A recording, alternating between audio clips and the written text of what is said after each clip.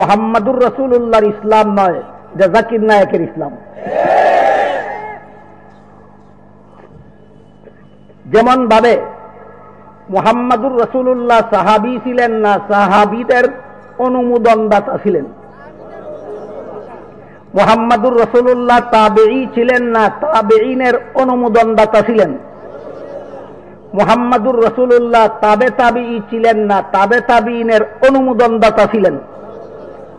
মুহাম্মাদুর রাসূলুল্লাহ মুয়াজ্জিন ছিলেন না, মুয়াজ্জিনদের অনুমোদনদাতা ছিলেন। মুহাম্মাদুর রাসূলুল্লাহ মুক্তাদি ছিলেন না, মুক্তাদিদের অনুমোদনদাতা ছিলেন। তেমনি ভাবে মুহাম্মাদুর রাসূলুল্লাহ হানাফি ছিলেন না, হানাফিদের অনুমোদনদাতা ছিলেন। মুহাম্মাদুর রাসূলুল্লাহ শাফিঈ ছিলেন না, শাফিঈদের অনুমোদনদাতা ছিলেন। মুহাম্মাদুর রাসূলুল্লাহ মালিকি ছিলেন না, মালিকিদের অনুমোদনদাতা ছিলেন। মুহাম্মাদুর রাসূলুল্লাহ হাম্বলি ছিলেন না, হাম্বলিদের অনুমোদনদাতা ছিলেন। প্রশ্ন জাগা উচিত আপনাদের মনে, কোথায় দিলেন রসুল হানাফিদের অনুমোদন? এই প্রশ্ন এই মুহূর্তে আপনাদের মনে জাগা উচিত। মুহাম্মাদুর রাসূলুল্লাহ কোথায় হানাফিদের অনুমোদন দিলেন, কোথায় শাফিঈদের অনুমোদন দিলেন, কোথায় মালিকিদের অনুমোদন দিলেন, কোথায় হাম্বলিদের অনুমোদন দিলেন? এই কথাটাই, এই প্রশ্নের জবাবটাই আপনাদের সামনে তুলে ধরার জন্য আমি পবিত্র কোরআনের এক আয়াত এবং হযরত রাসূল করিম সাল্লাল্লাহু আলাইহি ওয়াসাল্লামের এক হাদিস তিলাওয়াত করেছি। এর আগে জাকির নায়েকের বক্তব্যের একটা অংশের পর্যালোচনা শেষ হলো। সেটা হলো তার প্রশ্ন যে আমাদের নবী হানাফি ছিলেন না, শাফিঈ ছিলেন, মালিকি ছিলেন না, হাম্বলি ছিলেন? জবাব পরিষ্কার হলো। কি জবাব? অনুমোদন কোথায় দিলেন? ওই প্রশ্নের জবাবের জন্য একটু ধৈর্যের সাথে অপেক্ষা করুন। তার বক্তব্যের দ্বিতীয় অংশ, আমাদের নবী তো শুধুমাত্র একজন মুসলমান ছাড়া আর কিছুই ছিলেন না। এই উক্তি মুসলমানই না কুফরি? যে বলবে আমাদের নবী একজন শুধুমাত্র একজন মুসলমান ছাড়া আর কিছুই ছিলেন না, সে নিশ্চিত কাফের, কাফের, কাফের। খাতামুন নবীন তোমার বাবা ছিল, রহমাতুল লিল আলামিন তোমার দাদা ছিল, শাফিউল মুজনিবিন তোমার লক্কর দাদা ছিল না? আমাদের নবী ছিলেন। সুতরাং যে বলে মুহাম্মাদুর রাসূলুল্লাহ একজন মুসলমান ছাড়া কিছুই ছিলেন না, সে খাতামুন নবীন মানে না, সে শাফিউল মুজনিবিন মানে না, সে রহমাতুল লিল আলামিন মানে না। আল্লাহ কোরআনে তাকে খাতামুন নবীন বলেছেন, রহমাতুল লিল আলামিন বলেছেন। পরিষ্কার হয়ে গেল জাকির নায়েকের বক্তব্যের এই অংশ কুফরি। জাকির নায়েকের বক্তব্যের এই অংশ কুফরি। তার বক্তব্যের তৃতীয় অংশ, আমাদের নবী যেহেতু শুধুমাত্র একজন মুসলমান ছাড়া কিছুই ছিলেন না, কাজেই তার সমস্ত উম্মতকেও শুধুমাত্র মুসলমান ছাড়া আর কিছুই হওয়া যাবে না। এর জবাব হয়ে গেছে। মুহাম্মাদুর নবী যা ছিলেন তার সমস্ত উম্মতকে তাই হতে হবে। এই বক্তব্যের এই অংশটাও কুফরি। আমাদের নবী যা ছিলেন তার সমস্ত উম্মতকেও তাই হতে হবে। এটা ইমানি বক্তব্য না কুফরি বক্তব্য? আমাদের নবী খাতামুন নবীন ছিলেন, যে উম্মতে বলবে আমিও খাতামুন নবীন, সে কাফের। আমাদের নবী ইমামুল মুরসালিন ছিলেন, যে বলবে আমিও ইমামুল মুরসালিন, সে কাফের। আমাদের নবী রহমাতুল লিল আলামিন ছিলেন, আর যে বলবে আমিও রহমাতুল লিল আলামিন, সে কাফের। সুতরাং জাকির নায়েকের বক্তব্যের তৃতীয় অংশ কুফরি। এই সমস্ত কুফরি এবং বিভ্রান্তিকর বক্তব্য দিচ্ছে শুধুমাত্র মযহাবের বিরুদ্ধে বিশুদ্ধার করার জন্য। কিসের বিরুদ্ধে বিশুদ্ধার করার জন্য? এই কুফরি মতবাদে বিশ্বাসী কুখ্যাত ডাক্তার জাকির নায়েকের স্বরূপ সম্মানে বইটা আহলে সুন্নাত ওয়াল জামাত পরিষদের সুযোগ্য সেক্রেটারি মুফতি মিজানুর রহমান সাহেবের এই সদ্য প্রকাশিত গ্রন্থখানা আপনারা সংগ্রহ করবেন। এই কুফরি মতবাদে বিশ্বাসী কুখ্যাত জাকির নায়েককে চিনতে হবে।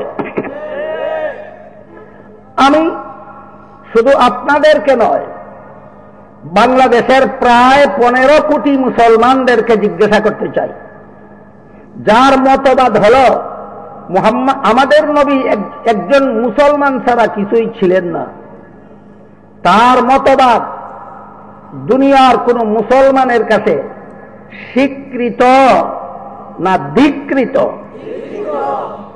যার ভ্রান্ত মতবাদ, কুফরি মতবাদ, নবী যা ছিলেন উম্মতকে তাই হতে হবে, এই কুফরি মতবাদ কোন মুসলমানের কাছে স্বীকৃত না ধিক্কৃত? এই ধিক্কৃত বক্তব্যকারী কুখ্যাত জাকির নায়েককে যদি কেউ এই শান্তিপ্রিয় হানাফি মাযহাবের অনুসারী 15 কোটি মুসলমানের বাংলাদেশে আনার জন্য ষড়যন্ত্র করে, আমি পরিষ্কার ভাষায় বলে দিতে চাই, জাকির নায়েকের প্রতি বাংলাদেশের 15 কোটি নয়, সারা বিশ্বের 150 কোটি মুসলমানের ধিক্কার। এই ধিক্কৃত লোকটাকে যদি বাংলার মাটিতে আনা হয়, আগমনের আগে যেমন ভাবে ধিক্কার জানাচ্ছি, আসার পরেও 15 কোটি মুসলমানের ধিক্কার নিয়েই বাংলার মাটি থেকে বিদায় হতে হবে।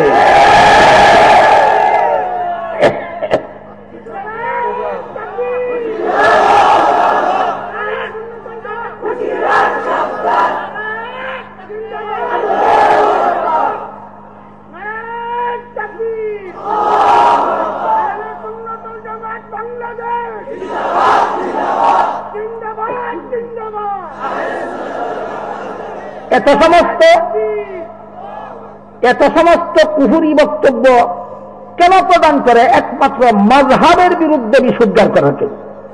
একমাত্র কিসের বিরুদ্ধে? মাযহাবের বিরুদ্ধে বিশুদ্ধার করার জন্য। তাই মাযহাব, হানাফি মাযহাব রাসূল অনুমোদন দিলেন কোথায়? শাফিঈ মাযহাবকে রাসূল অনুমোদন দিলেন কোথায়? মালিকি মাযহাবকে রাসূল কোথায় অনুমোদন দিলেন? হাম্বলি মাযহাবকে রাসূল কোথায় অনুমোদন দিলেন? আবার বলি, মুহাম্মদুর রাসূলুল্লাহ সাহাবী ছিলেন না সাহাবাদের অনুমোদনদাতা? মুহাম্মদুর রাসূলুল্লাহ তাবিঈ ছিলেন না তাবিঈনের অনুমোদনদাতা? মুহাম্মদুর রাসূলুল্লাহ তাবে তাবিঈ ছিলেন না তাবে তাবিঈনের অনুমোদনদাতা? মুহাম্মদুর রাসূলুল্লাহ মুয়াজ্জিন ছিলেন না মুয়াজ্জিনদের অনুমোদনদাতা? মুহাম্মদুর রাসূলুল্লাহ মুক্তাদি ছিলেন না মুক্তাদিদের অনুমোদনদাতা? ঠিক তেমনি ভাবে মুহাম্মদুর রাসূলুল্লাহ হানাফি মাযহাবের অনুমোদনদাতা, শাফিঈ মাযহাবের অনুমোদনদাতা, মালিকি মাযহাবের অনুমোদনদাতা, হাম্বলি মাযহাবের অনুমোদনদাতা। এবার প্রশ্ন জাগে কিনা,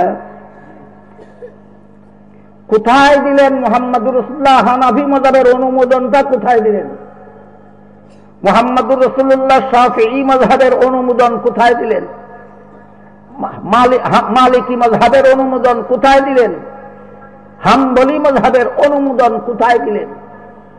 এই প্রশ্নের জবাবটা বোঝার জন্য আমার তিলাওয়াতকৃত আয়াতাংশের তাফসীরের সারমর্মটা বোঝা দরকার। আয়াতের ধারাবাহিক তর্জমা এবং বিস্তারিত তাফসীর আপনাদের সামনে তুলে ধরার মতো সময় সুযোগ আমার হাতে নেই, এবং স্বাস্থ্যগতভাবে আমার এখন সেই সামর্থ্যও নেই। তাই শুধুমাত্র যে আয়াতাংশ আমি আপনাদের সামনে তিলাওয়াত করেছি, সেই আয়াতাংশের সারমর্মটা তাফসীরে কবিরের বিবরণ অনুপাতে আপনাদের সামনে তুলে ধরার চেষ্টা করছি। আলেমগণের তো জানাই আছে, আপনারা যারা আলেম নন তাদের অবগতির জন্য বলছি, বর্তমান দুনিয়াতে সর্বজন স্বীকৃত, সারা দুনিয়ার আলেমগণের কাছে বুঝে থাকলে বলুন, তাফসীরে কবিরের ভাষ্যের সারমর্ম বুঝে থাকলে বলুন, সূরায়ে নিসা এর 59 নম্বর আয়াতে আল্লাহ ইসলামের যাবতীয় বিধিবিধানের কতটি ঠিকানা শনাক্ত করে দিয়েছেন। 1 নম্বর আল্লাহর কুরআন, 2 নম্বর রাসূলের হাদিস, 3 নম্বর উম্মতের ইজমা, 4 নম্বর ইমামগণের মাযহাব। 4 নম্বর ইমামগণের মাযহাব। প্রশ্ন জাগতে পারে, ইসলামের যাবতীয় বিধিবিধান আল্লাহ সরাসরি কোরআনে দিলেন না কেন? ইসলামের যাবতীয় বিধিবিধান রাসূল সরাসরি হাদিসে দিলেন না কেন? উম্মতের ইজমার জন্য কিছু বাকি রাখলেন কেন? ইমামগণের মাযহাবের জন্য কিছু বাকি রাখলেন কেন? প্রশ্নটা কি আমি আপনাদেরকে বোঝাতে পেরেছি? এই প্রশ্নের বহু জবাব, অনেক জবাব। এর একটা জবাব হলো, ইসলামের এমনও কিছু বিধিবিধান আছে যা যদি কোরআনে অথবা হাদিসে সুস্পষ্ট এবং অকাট্যভাবে দেওয়া হয়, তাহলে মানুষের জন্য সমাধান না হয়ে আরো জটিলতার সৃষ্টি হতে পারে। যেমন, এটা একটা কঠিন উদাহরণের মাধ্যমে আমি আশা করি আপনারা সহজে বুঝতে পারে।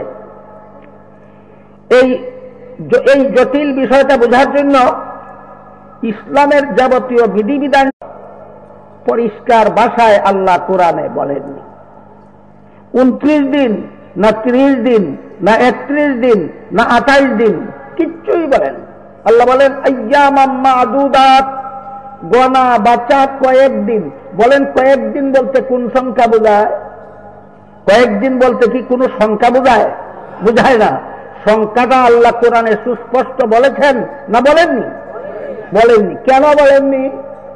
যদি বলতেন, আল্লাহ যদি বলতেন রমজান মাস আসা মাত্র 30 দিন রোজা রাখা ফরজ, তাহলে যেই বছর রমজান মাসের 29 তারিখ বিকাল বেলা ঈদের চাঁদ দেখা যেত, সেই বছর ঈদের দিন রোজা রেখে আল্লাহর উল্লেখিত 30-এর সংখ্যা পূরণ করতে হতো। সুস্পষ্ট বিধান আল্লাহ এখানে কোরআনে দিলে মুসলমান ঈদের দিন রোজা রাখতে হইত। সমাধান হইতো না আরো জটিল হইত? এর একটা মাত্র কারণ। কত কারণে আল্লাহ ইসলামের সকল বিধান সুস্পষ্টভাবে কোরআনে বলেননি, কত কারণে রাসূল ইসলামের সমস্ত বিধান হাদিসে বলেননি। শুধুমাত্র এটার আলোচনা করতে গেলে রাত পোহায়া যাবে, কারণগুলির বিবরণ শেষ হবে না। এই জন্য আজকের মতো উদাহরণস্বরূপ শুধু একটা কারণ বললাম। যত কারণে আল্লাহ ইসলামের সকল বিধান সুস্পষ্টভাবে কোরআনে বলেননি, যত কারণে রাসূল ইসলামের সমস্ত বিধান সুস্পষ্টভাবে হাদিসে বলেননি, তার মধ্যে একটা কারণ, অস্পষ্ট রাখলে বান্দার জন্য সুবিধা হয়, সুস্পষ্ট বললে বেকায়দা হয়। এই জাতীয় বিধানকেও আল্লাহ হয়তো সুস্পষ্টভাবে কোরআনে বলেননি, আর না হয় রাসূলও তার হাদিসে সুস্পষ্টভাবে বলেননি। তাই রমজান মাস আসলে কতদিন রোজা রাখা ফরজ, যেহেতু আল্লাহ সেটা কোরআনে সুস্পষ্টভাবে বলেননি, তাই রাসূল তার হাদিসে এটার ব্যবস্থা প্রদান করেছেন। আমার উম্মত মুসলমানেরা, রমজান মাস আসলে কতদিন রোজা রাখবা তোমরা?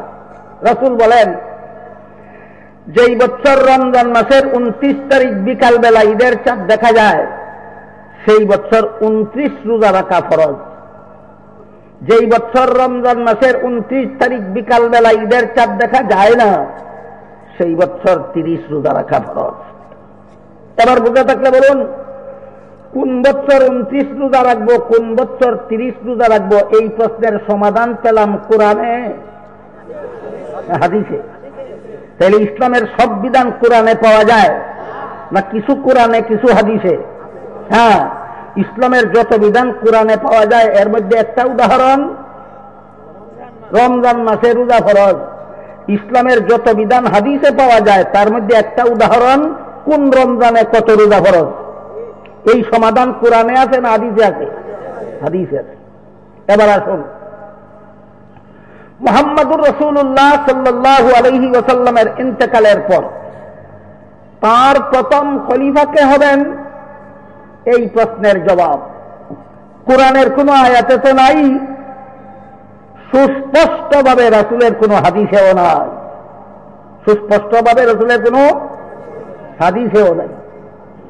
সুতরাং যে সমস্ত প্রশ্নের সমাধান সরাসরি কোরআনে হাদিসে পাওয়া যাবে না, এই সমস্ত সমস্যার সমাধান কোরআন হাদিসের আলোকে গবেষণা করে বের করার জন্য, একটু মনোযোগ দিয়ে শুনুন, বিশেষ বিশেষ কারণবশত ইসলামের যে সমস্ত বিধিবিধান আল্লাহ সরাসরি কোরআনেও উল্লেখ করেননি, রাসূল তার হাদিসেও উল্লেখ করেননি, এই সমস্ত বিষয়ের সমাধান কোরআন হাদিসের আলোকে গবেষণা করে, মন গড়াভাবে না, কোরআন হাদিসের আলোকে, কোরআন হাদিসের আলোকে গবেষণা করে সমাধান বের করার জন্য আল্লাহ একদল মানুষের হাতে দায়িত্ব প্রদান করেছেন।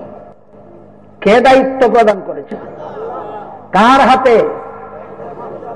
কোথায়? সূরা নিসার 83 নম্বর আয়াতে। সূরা নিসার 83 নম্বর আয়াতে আল্লাহ এই সমস্ত সমস্যাবলীর সমাধান গবেষণা করে বের করার জন্য আল্লাহ একদল মানুষের হাতে দায়িত্ব অর্পণ করেছেন। সুতরাং কোরআন হাদিসে যেসব বিষয়ের সুস্পষ্ট সমাধান পাওয়া যায় না, সেগুলি একদল মানুষ গবেষণা করে বের করবেন। দায়িত্বটা তারা পেলেন কোথায়? কোরআনে আল্লাহ প্রদত্ত দায়িত্ব। কোন সূরার কত নম্বর আয়াতে? সূরা নিসার 83 নম্বর আয়াতে। যাদের হাতে গবেষণা করে বের করার দায়িত্ব দিয়েছেন তাদের পরিচয় হলো তারা মুস্তাহিদ। যাদের হাতে দায়িত্বটা দিয়েছেন তাদের পরিচয় মুস্তাহিদ। তাদের গবেষণার নাম ইজতিহাদ। তাদের গবেষণার নাম ইজতিহাদ। গবেষণা মন গড়াভাবে করবেন না কোন নীতিমালার আলোকে? নীতিমালার নাম কিয়াস। নীতিমালার নাম কিয়াস। আর সমাধানটা বের করতে গিয়ে যদি তারা ঐক্যবদ্ধ সমাধান বের করতে সক্ষম হন, এটার নাম উম্মতের ইজমা। আর যদি মুস্তাহিদগণ ভিন্ন ভিন্ন সমাধান বের করেন, এক একজন মুস্তাহিদের উদ্ভাবিত এক একটা সমাধানের নাম মযহাব। এক একজন মুস্তাহিদের উদ্ভাবিত এক একটা সমাধানের নাম, ঐক্যবদ্ধ সমাধানের নাম ইজমা, ভিন্ন ভিন্ন সমাধানের নাম। এই পরিচয়গুলি আবার বলবো, দরকার হইলে 3 বার বলবো, দরকার হইলে 5 বার বলবো। এইগুলি যতক্ষণ পর্যন্ত আপনাদের মন মানসিকতায় পরিষ্কার হবে না, ততক্ষণ পর্যন্ত বুঝতে পারবেন না হানাফি মাযহাবের অনুমোদন রাসূল কিভাবে কোথায় করলেন। শাফি মাযহাব মানে নাই প্রশ্ন, শাফি মাযহাবের অনুমোদনটা রাসূল দিলেন কোথায়? মালিকি মাযহাবের অনুমোদনটা রাসূল দিলেন কোথায়? হাম্বলি মাযহাবের অনুমোদন দিলেন কোথায়? যে সমস্ত বিষয়ের সুস্পষ্ট সমাধান বিশেষ বিশেষ কারণবশত আল্লাহ কোরআনেও উল্লেখ করেননি, রাসূল তার হাদিসেও উল্লেখ করেননি, এই সমস্ত বিষয়ের সমাধান উদ্ভাবন করার দায়িত্ব দিয়েছেন আল্লাহ একদল মানুষের হাতে। কোন সূরার কত নম্বর আয়াতে? যাদের হাতে দায়িত্ব প্রদান করেছেন তাদের পরিচয় কি? তাদের গবেষণার নাম কি? তাদের গবেষণার নীতিমালার নাম কি? এইভাবে তারা সমাধান বের করার নাম কি? ইস্তেমবাত। সমাধান বের করার নাম ইস্তেমবাত। ঐক্যবদ্ধ সমাধান বের করতে পারলে তাকে বলে, ভিন্ন ভিন্ন সমাধান বের করতে পারলে তাকে বলে মাযহাব। মাযহাব কোরআনেও নাই, হাদিসেও নাই। এটা কি? এটা কি? তাই মুস্তাহিদগণ যদি ঐক্যবদ্ধ সমাধান বের করতে পারেন তাহলে এটা উম্মতের ইজমা। ওয়া উলিল আমরি মিনকুম বলে আল্লাহ তাই বলেছেন, ইয়া আইয়ুহাল্লাযীনা আমানু, হে ঈমানদারগণ, আতিউল্লাহ, আল্লাহর আনুগত্য করো। তাফসীরে কবিরে লেখা আছে এর মর্ম হলো ইসলামের যে বিধান আল্লাহর কোরআনে পাওয়া যায় সেটা কোরআন থেকে গ্রহণ করো। এরপরে বলেছেন আতিউর রাসূল, রাসূলের আনুগত্য করো। এর মর্ম হলো ইসলামের যে বিধান কোরআনে পাওয়া যায় না কিন্তু রাসূলের হাদিসে পাওয়া যায়, সেইটা রাসূলের হাদিস থেকে গ্রহণ করো। তারপরে বলেছেন ওয়া উলিল আমরি মিনকুম, ইসলামের যে বিধান কোরআনেও পাওয়া যায় না, হাদিসেও পাওয়া যায় না, সেই বিধান যদি উম্মতের ইজমায় পাওয়া যায় তাহলে সেটা সেখান থেকে গ্রহণ করো। সুতরাং যারা বলে কোরআন মানি, হাদিস মানি, আর কিচ্ছু মানি না, এরা উলিল আমরি মিনকুম মানে। উলিল আমরি মিনকুম কোরআনের আয়াতের অংশ কিনা? আতিউল্লাহ অর্থ কোরআন থেকে গ্রহণ করো, আতিউর রাসূল অর্থ হাদিস থেকে গ্রহণ করো, উলিল আমরি মিনকুম মানে উম্মতের ইজমাত থেকে গ্রহণ করো। যারা বলে কোরআন থেকে গ্রহণ করি, হাদিস থেকে গ্রহণ করি, ইজমাত থেকে গ্রহণ করি না, এরা আতিউল্লাহ মানলো, আতিউর রাসূল মানলো, উলিল আমরি মিনকুম মানলো না।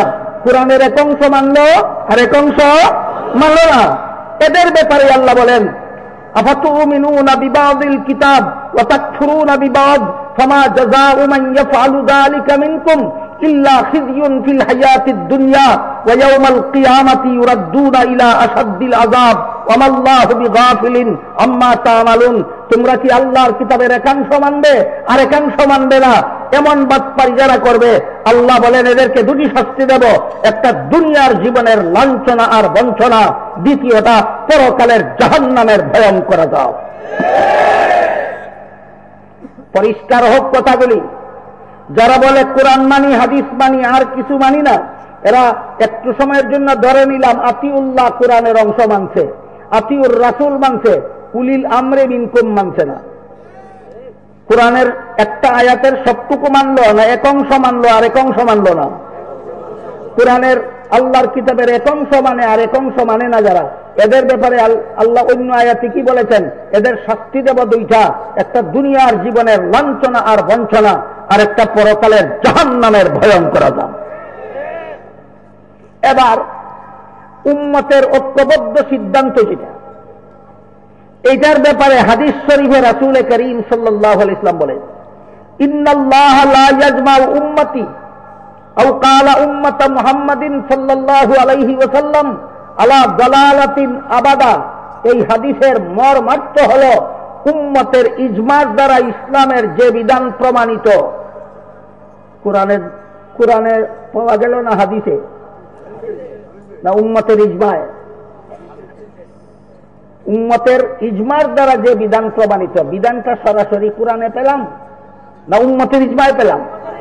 উম্মতের ইজমায় পেলাম। উম্মতের ইজমার দ্বারা যে বিধানটা প্রমাণিত, অর্থাৎ সরাসরি কোরআনেও নাই, সরাসরি হাদিসেও নাই। যেমন রাসূল করিম সাল্লাল্লাহু আলাইহি ওয়াসাল্লামের প্রথম খলিফা কে হবেন? আপনাদের কারো জানা থাকলে বলুন। প্রশ্নের জবাব কোরআনের কোন আয়াতে আছে? নাই। এই প্রশ্নের সুস্পষ্ট জবাব রাসূলের কোন হাদিসে আছে? নাই। তাই আল্লাহ বলেন সূরা নিসার ৮৩ নম্বর আয়াতে, তোমরা ইজতিহাদের মাধ্যমে বের করো। এই জন্য রাসূলের ইন্তেকালের পর সাহাবায়ে কেরাম ইজতিহাদে বসলেন। কিসেতে বসলেন? ইজতিহাদে বসলেন। ইজতিহাদে বসে সমস্ত সাহাবায়ে কেরাম ঐক্যবদ্ধভাবে সিদ্ধান্ত নিলেন যে আবু বকর রাসূলের জীবদ্দশায় অন্তিমকালে অন্তিম শয্যায় শায়িত অবস্থায় নামাজের জন্য যে আবু বকরকে রাসূল তার খলিফা মনোনীত করেছিলেন, রাসূলের ইন্তেকালের পরে মুসলমানের সমাজের জন্য সেই আবু বকরই রাসূলের খলিফা হওয়ার যোগ্য। রাসূল মনোনীত করেছিলেন নামাজের জন্য খলিফা, আর সাহাবায়ে কেরাম ঐক্যবদ্ধভাবে সিদ্ধান্ত নিলেন সমাজের জন্য খলিফা। সমাজের জন্য আবু বকর হবেন রাসূলের প্রথম খলিফা। এটা কোরআনে পেলাম না, হাদিসে পেলাম না, উম্মতের ইজমায়। এইভাবে উম্মতের ইজমার দ্বারা ইসলামের যে বিধান প্রমাণিত হয়, তার ব্যাপারে হাদিস শরীফে আল্লাহ রাসূল বলেন উম্মতের ইজমা কুরআন হাদিসে যে বিধান সুস্পষ্টভাবে না থাকার কারণে উম্মত ঐক্যবদ্ধভাবে এই নীতিতে, এই পদ্ধতিতে ঐক্যবদ্ধ যে সমাধানটা বের করবে, সেটা আল্লাহর কাছে 100% নির্ভুল ইসলামী বিধান গণ্য হবে। 99%। তাহলে আবু বকর রাসূলের প্রথম যোগ্য খলিফা। ইসলামের এই বিধান কোরআনে পেয়েছিলাম, হাদিসে পেয়েছিলাম না উম্মতের ঐক্যবদ্ধ সিদ্ধান্ত? কি পরিমাণ নির্ভুল! আল্লাহর রাসূল দুনিয়ার থেকে বিদায় হওয়ার আগে ঘোষণা দিয়ে গেছেন, যে কোনো সময় যে কোনো প্রশ্নের সমাধানে আমার উম্মত ঐক্যবদ্ধ সমাধান বের করতে পারবে। আমি অগ্রিম সমর্থন দিয়ে গেলাম, আল্লাহর কাছে শতকরা 100% নির্ভুল সমাধান গণ্য হবে।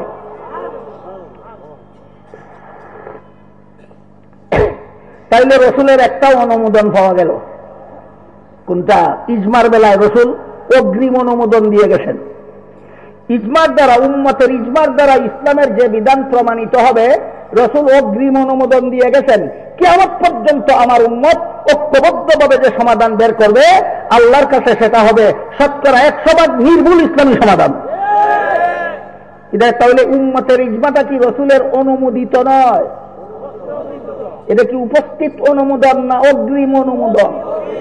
যেভাবে উম্মতের ইজমাকে আল্লাহ রসুল অগ্রিম অনুমোদন দিয়েছেন, ঠিক তেমনি ভাবে হানাফি মাযহাবকে আল্লাহ রসুল অগ্রিম অনুমোদন দিয়ে গেছেন, শাফিঈ মাযহাবকে আল্লাহ রসুল অগ্রিম অনুমোদন দিয়ে গেছেন, মালিকি মাযহাবকে আল্লাহ রসুল অগ্রিম অনুমোদন দিয়ে গেছেন, হাম্বলি মাযহাবকে আল্লাহ রসুল অগ্রিম অনুমোদন দিয়ে গেছেন। একটু ধৈর্যের সাথে বসুন, কোথায় দিলেন একটু পরে বোঝার চেষ্টা করুন। এই উম্মতের ইজমার 3টা স্তর আছে। উম্মতের ইজমার স্তর কতটা? 1 নম্বর সাহাবায়ে কেরামের ইজমা, 2 নম্বর মুজতাহিদ ইমামগণের ইজমা, 3 নম্বর উলামায়ে কেরামের ইজমা।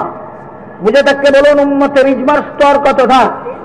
সাহাবাগণের ইজমা, মুজতাহিদগণের ইজমা, আলেমগণের ইজমা। সাহাবাগণের ইজমা, মুজতাহিদগণের ইজমা, আলেমগণের ইজমা। হযরত আবু বকর সিদ্দিক রাদিয়াল্লাহু তাআলা আনহু রাসূলের প্রথম যোগ্য খলিফা ছিলেন। এটা কার ইজমা? সাহাবাগণের ইজমা। মুজতাহিদ ইমামগণ তারা দুনিয়াতে থাকাকালে, তাদের প্রথম যুগে নয়, তাদের জীবনের শেষ যুগে ঐক্যবদ্ধ সমাধান দিয়ে গেছেন। বর্তমান দুনিয়ার কোন মুসলমানের জন্য মযহাব মানা ছাড়া ইসলাম পালন করার কোন পথ নাই। এটা কার ইজমা? যে মুজতাহিদ ইমামগণের ইজমা। মুজতাহিদ ইমামগণ দুনিয়াতে থাকাকালে তাদের জীবদ্দশার শেষ পর্যায়ে, প্রথম পর্যায়ে না শেষ পর্যায়ে, মুজতাহিদ ইমামগণ দুনিয়াতে থাকাকালে তাদের জীবদ্দশার শেষ পর্যায়ে সারা দুনিয়ার সমস্ত মুজতাহিদ ইমামগণ ঐক্যবদ্ধ সিদ্ধান্ত দিয়ে গেছেন, বর্তমান দুনিয়ার মুসলমানের জন্য মযহাবের অনুকরণ করা ছাড়া ইসলামের বিধান পালন করার কোন পথ নাই। কেমনে পথ নাই একটু পরে ইনশাআল্লাহ বুঝবেন। তাহলে মযহাবের অনুকরণ ছাড়া ইসলামের বিধান পালন করার পথ নাই। এই বিধানটাও উম্মতের ইজমার দ্বারা প্রমাণিত। কোন অংশের? মুজতাহিদ ইমামগণ। ধর্মের বিভিন্ন কাজে মাইকের ব্যবহার জায়েজ না না জায়েজ? রাখেন রাখেন রাখেন, আমি প্রশ্নটা বলতেছি, জবটা আপনারা দিবেন না। ধর্মের বিভিন্ন কাজে মাইকের ব্যবহার জায়েজ না না জায়েজ, এই প্রশ্নের সমাধানটা কি আছে কোরআনের কোন আয়াতে? আছে রাসূলের কোন হাদিসে? এই ব্যাপারে কি সাহাবায়ে কেরামের কোন ইজমা হয়েছে? এই ব্যাপারে কি আবু হানিফা, শাফি, মালিক এদের কোন ইজমা হয়েছে? হয়নি। কিন্তু বর্তমান দুনিয়ার সমস্ত আলেমগণের ইজমা হয়েছে ধর্মীয় অনুষ্ঠানে মাইকের ব্যবহার জায়েজ। ধর্মীয় অনুষ্ঠানে মাইকের ব্যবহার জায়েজ। এই ইসলামী বিধানটা পেলাম কোথায়? উম্মতের ইজমায়। কোন স্তরের ইজমা সেটা? 3য় শ্রেণীর ইজমা। আরেকটা জরুরি কথা আপনাদের মনে রাখা দরকার, যেটা হলো সাহাবাগণের ইজমা হয়ে গেছে যে ব্যাপারে, সেই ব্যাপারে কোন মুজতাহিদের দ্বিমত করার অধিকার নাই। সাহাবাগণের ইজমা হয়ে গেছে আবু বকর রাসূলের প্রথম যোগ্য খলিফা। আবু হানিফার দ্বিমত করার অধিকার নাই, শাফিঈর দ্বিমত করার অধিকার নাই, মালিকের দ্বিমত করার অধিকার নাই, আহমদ বিন হাম্বলের দ্বিমত করার অধিকার নাই। পরিষ্কারভাবে বোঝা এবং স্মরণ রাখা দরকার, কোন কোন ব্যাপারে দ্বিমত করার অধিকার নাই। যে বিষয়ে কোরআনে সুস্পষ্ট পাওয়া যায় সেই বিষয়ে কারো দ্বিমত করার অধিকার নাই। যেই বিষয়ের সমাধান রাসূলের হাদিসে সুস্পষ্টভাবে পাওয়া যায় সেই বিষয়ে কারো দ্বিমত করার অধিকার নাই। যেই বিষয়ে সাহাবায়ে কেরামের ইজমা হয়ে গেছে সেই বিষয়ে কারো দ্বিমত করার অধিকার নাই। কত ক্ষেত্রে দ্বিমত করার অধিকার নেই? 3 ক্ষেত্রে। আপনারা কি জীবনে কোনোদিন শুনেছেন যে রসুলের প্রথম খলিফা কে হবে, এই ব্যাপারে আবু হানিফার এক মাযহাব আর ইমাম শাফিঈর আর এক মাযহাব। কেন? যেই ব্যাপারে সাহাবায়ে কেরামের ইজমা হয়ে গেছে সেই ব্যাপারে কোনো মুজতাহিদের দ্বিমত করার অধিকার থাকে না। যেই ব্যাপারে মুজতাহিদ ইমামগণের ইজমা হয়ে গেছে সেই ব্যাপারে দুনিয়ার কোনো আলেমের দ্বিমত করার অধিকার থাকে না। মযহাব মানা ছাড়া ইসলাম মানার কোনো পথ নাই, এই ব্যাপারে মুজতাহিদ ইমামগণের ইজমা হয়ে গেছে, তাই বর্তমান দুনিয়ার কোনো আলেমের মযহাব মানার ব্যাপারে দ্বিমত করার অধিকার নয়। আর যে ব্যাপারে আলেমগণের ইজমা হয়ে গেছে সেই ব্যাপারে যারা আলেম নয় তাদের দ্বিমত করার অধিকার নাই। ইসলামী সম্মেলনে মাইকের ব্যবহার জায়েজ, এই ব্যাপারে বর্তমান দুনিয়ার আলেমগণের ইজমা হয়ে গেছে। ডাক্তার জাকির নায়েকের মতো গোয়ারের দ্বিমত করার অধিকার নয়। আলেমগণের ইজমায় দ্বিমত করার অধিকার নাই কার? যারা আলেম নয় তার, যারা আলেম নয় তাদের দ্বিমত করার অধিকার নাই। জাকির নায়েকের তো কোনো কিছুরই অধিকার নেই।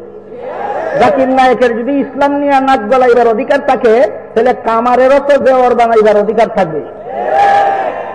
কামার চিনেন আপনারা? কর্মকার জেওর বানায় না কুড়াল বানায়? এই কর্মকারের হাতে যদি জেওর বানাবার দায়িত্ব দেওয়া হয়, জেওয়ারের যেই দশা হবে, জাকির নায়েকের হাতে যদি ইসলাম নিয়ে নাক গলাবার দায়িত্ব দেওয়া হয় সেই ইসলামটাও কুরাইল্লা ইসলাম হবে।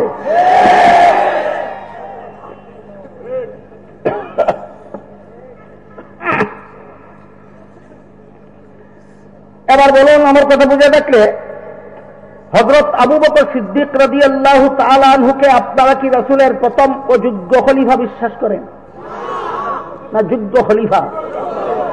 এই বিধানটা পেলেন কোথায়? উম্মতের ইজমা। এই তিনটাই তো উম্মতের ইজমা। সাহাবীদের ইজমা ও উম্মতের ইজমা, মুজতাহিদগণের ইজমা ও উম্মতের ইজমা, আলেমগণের ইজমা ও উম্মতের ইজমা। তাহলে আবু বকর সিদ্দিক রাদিয়াল্লাহু আনহু রাসূলের প্রথম যোগ্য খলিফা ছিলেন। ইসলামের এই বিধানটা আমরা উম্মতের ইজমায় পেলাম। গেল তিনটা উদাহরণ। কোরআন থেকে যত বিধান পেলাম তার একটা উদাহরণ পেশ করলাম, হাদিস থেকে যত বিধান পেলাম তার একটা উদাহরণ পেশ করলাম, উম্মতের ইজমাত থেকে যত বিধান পেলাম তার তিনটা উদাহরণ পেশ করলাম। আর রইল কিয়াস। পবিত্র কোরআনের এক আয়াতে আল্লাহ বলেন, ওয়াল মুতাল্লাকাতু ইয়াতারাব্বাসনা বিআনফুসিহিন্না সালাসাতা কুরু। এর অর্থ হলো তালাকপ্রাপ্ত নারীরা ভিন্ন স্বামী গ্রহণ করার আগে 3 কুরু সময় অপেক্ষা করবে। কুরু কোরআনের ভাষায় একটা শব্দ যার দুইটা অর্থ আছে পরস্পর বিরোধী। দুইটা অর্থ আছে পরস্পর বিরোধী। কুরু শব্দের একটা অর্থ হইল কোরআনের ভাষায় ব্যবহৃত কুরু শব্দের একটা অর্থ হল নারীদের মাসিক ঋতুস্রাবকালীন অপবিত্র সময়টাকেও কোরআনের ভাষায় কুরু বলে। আরেকটা অর্থ হল নারীদের ঋতুস্রাব থেকে ঋতুস্রাব বন্ধ হওয়ার পর পবিত্র থাকাকালীন সময়টাকেও কোরআনের ভাষায় কুরু বলে। বলুন, কোরআনের ভাষায় ব্যবহৃত কুরু শব্দটা এক অর্থবোধক না দুই অর্থবোধক? দুইটা অর্থ পরস্পর সামঞ্জস্যশীল না পরস্পর বিরোধী? পরস্পর বিরোধী দুইটা অর্থ। কাজেই যে কোনো একটা অর্থ গ্রহণ করলে কোরআন বিরোধী হবে। যে কোনো একটা অর্থ গ্রহণ করলে কোরআন বিরোধী হবে না কোরআন ভিত্তিক হবে?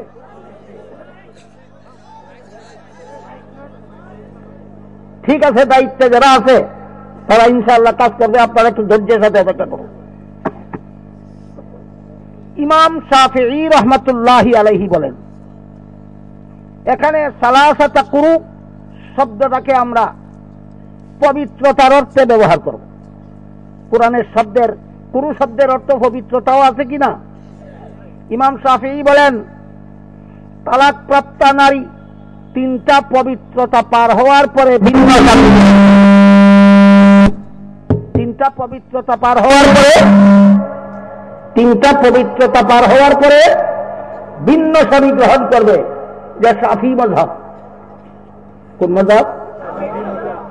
ইমাম আবু হানিফা বিভিন্ন যুক্তি প্রমাণের মাধ্যমে বলেন, তিনটা পবিত্রতা গণ্য করলে বিভিন্ন রকমের জটিলতার সৃষ্টি হয়, তিনটা অপবিত্রতা গণ্য করলে সব রকমের জটিলতা এড়ানো যায়।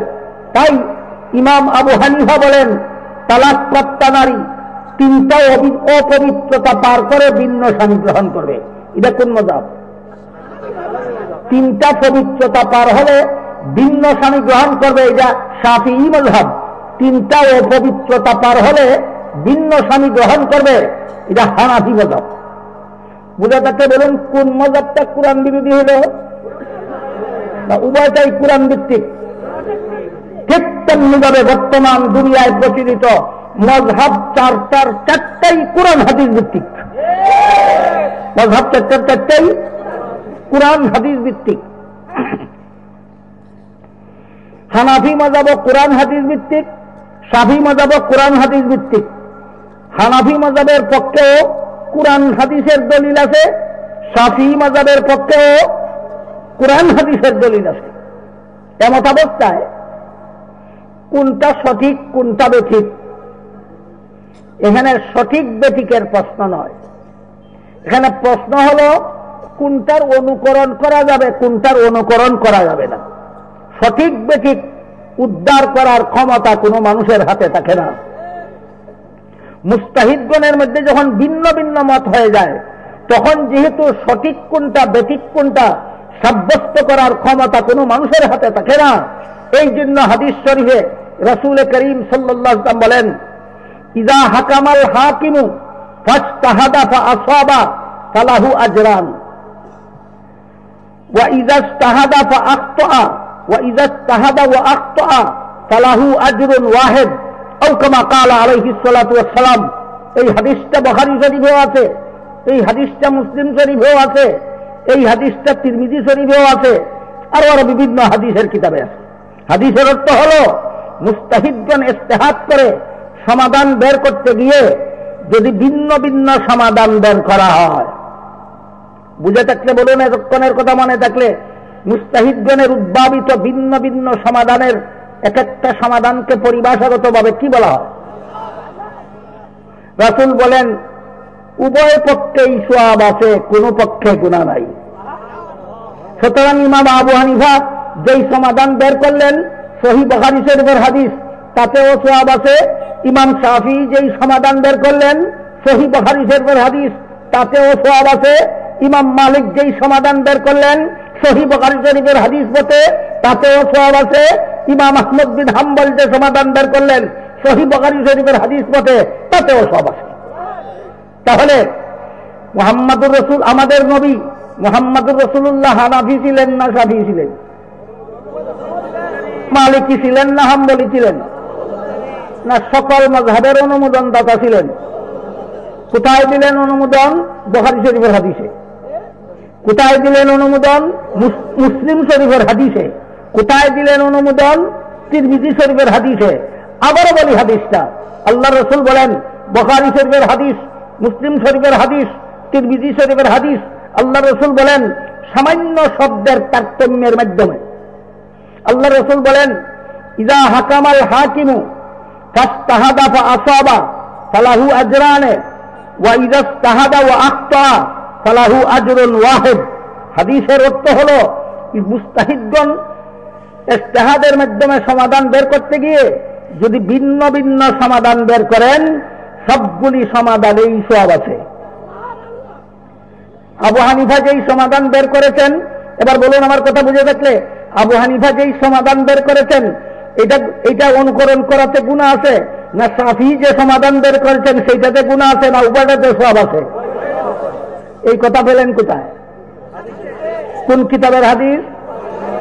বুখারী শরীফের হাদিস। সুতরাং যে মাযহাব মানে না, সে কোরআন শরীফের সূরা নিসার 59 নম্বর আয়াতের যে অংশে আল্লাহ বলেছেন ফাইন তানাযাতুম ফি শাইইন ফারুদ্দুহু ইলাল্লাহি ওয়ার রাসূল, আয়াতের এই অংশ মানে না, আর বুখারী শরীফের এই হাদিসও মানে না। সুতরাং যে মাযহাব মানে না, মযহাবের দিকে আল্লাহ মযহাব যে ইসলামের বিধান পাওয়ার চতুর্থ ঠিকানা, তা আল্লাহ কোরআনের সূরা নিসার 59 নম্বর আয়াতে শনাক্ত করে দিয়েছেন। তাই যারা মযহাব মানে না তারা সূরা নিসার 59 নম্বর আয়াত মানে না, যারা মাযহাব মানে না, তারা বুখারী শরীফের হাদিস মানে না, তারা মুসলিম শরীফের হাদিস মানে না, তারা তিরমিজি শরীফের হাদিস মানে না। কোরআন মানি, হাদিস মানি, মাযহাব মানি না। কথাটা বাস্তব না অবাস্তব? যে মাযহাব মানে না সে কোরআনও মানে না, হাদিসও মানে না। এরা যারা বলে আমরা কোরআন মানি, হাদিস মানি, মাযহাব মানি না, এরা আবার বলে তাকে হাদিসও যে মানি, শুধু সহিহ হাদিস মানি, আর কোন হাদিস মানি না। এখন তো আরেক জটিল ব্যাপার, সহিহ হাদিস কাকে বলে? এটা বুঝার যোগ্যতা অর্জন করার জন্য আমাদের বাংলাদেশের সিলেবাস অনুযায়ী একটানা 10 বছর মাদ্রাসায় লেখাপড়া করতে হয়। আমার কথা বুঝে থাকলে বলুন, সহিহ হাদিস কাকে বলে? শুধু এই একটা প্রশ্নের জবাব বুঝার যোগ্যতা অর্জন করার জন্য মাদ্রাসায় একটানা কত বছর লেখাপড়া করতে হয়? এই সমস্ত লামাযহাবীরা কোন মাদ্রাসার বারান্দায় কোনোদিন পদার্পণ করেনি। তুমি কি গুড়ার ডিম বুঝো সহিহ হাদিস কাকে বলে? এখানে আপনারা উলামায়ে কেরাম ছাড়া যারা আছেন, উলামায়ে কেরামদেরকে বললে বুঝতে পারবেন।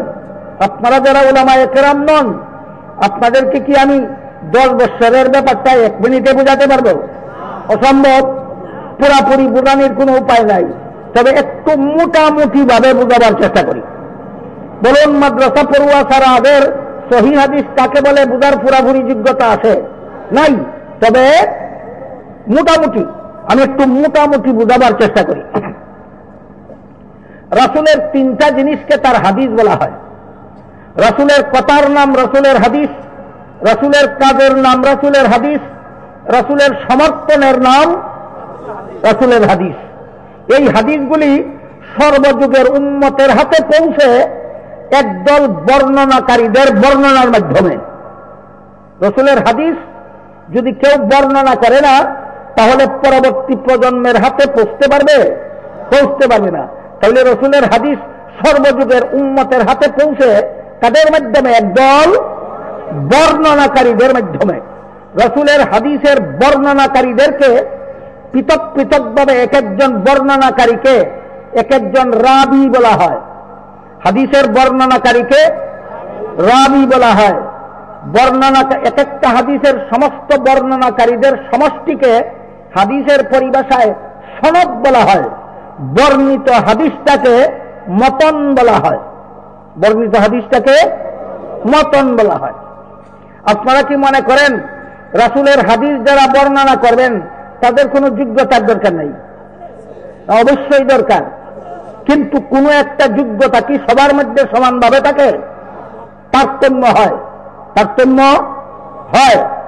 তাই রাসূলের হাদিস বর্ণনাকারীদের যোগ্যতাকে 3 ভাগে ভাগ করা হয়েছে। রাসূলের হাদিস বর্ণনাকারীদের যোগ্যতাকে কত ভাগে ভাগ করা হয়েছে? 3 ভাগে। উত্তম যোগ্যতা সম্পন্ন বর্ণনাকারী, মধ্যম যোগ্যতা সম্পন্ন বর্ণনাকারী, নিম্নতম যোগ্যতা সম্পন্ন বর্ণনাকারী। অযোগ্য না যোগ্যতা সম্পন্ন? একদল উত্তম যোগ্যতা সম্পন্ন, একদল মধ্যম যোগ্যতা সম্পন্ন, একদল নিম্নতম যোগ্যতা সম্পন্ন। উত্তম যোগ্যতা সম্পন্ন বর্ণনাকারীদের বর্ণিত হাদিসকে ইলমে হাদিসের পরিভাষায় সহিহ হাদিস বলা হয়। মধ্যম যোগ্যতা সম্পন্ন বর্ণনাকারীদের বর্ণিত হাদিসকে ইলমে হাদিসের পরিভাষায় হাসান হাদিস বলা হয়। নিম্নতম যোগ্যতা সম্পন্ন বর্ণনাকারীদের বর্ণিত হাদিসকে ইলমে হাদিসের পরিভাষায় জয়ীফ হাদিস বলা হয়। এই লামাযহাবীরা কথায় কথায় হাদিস জয়ীফ মানি না, হাদিস জয়ীফ মানি না বলে উড়িয়ে দেয়। বলে কিনা? জয়ীফ শব্দের অর্থ দুর্বল। জয়ীফ শব্দের অর্থ দুর্বল।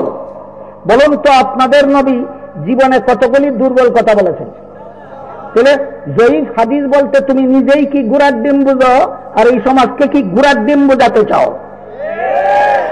বলুন, হাদিসকে জয়ীফ বলা হয় শাব্দিক অর্থে না ইলমে হাদিসের পরিভাষায়? হাদিসকে সহি বলা হয়, সহি শব্দের অর্থ শুদ্ধ, সহি শব্দের অর্থ। আর যেটা সহি না এটা হইলে ভুল, সহি না হইলে এটা কি বলে বাংলায়? ভুল। হাদিস সহি না এর অর্থ কি বুঝো? হাদিসটা ভুল। তাইলে বল বেটা, তোর নবী জীবনে কতগুলি ভুল কথা বলেছেন?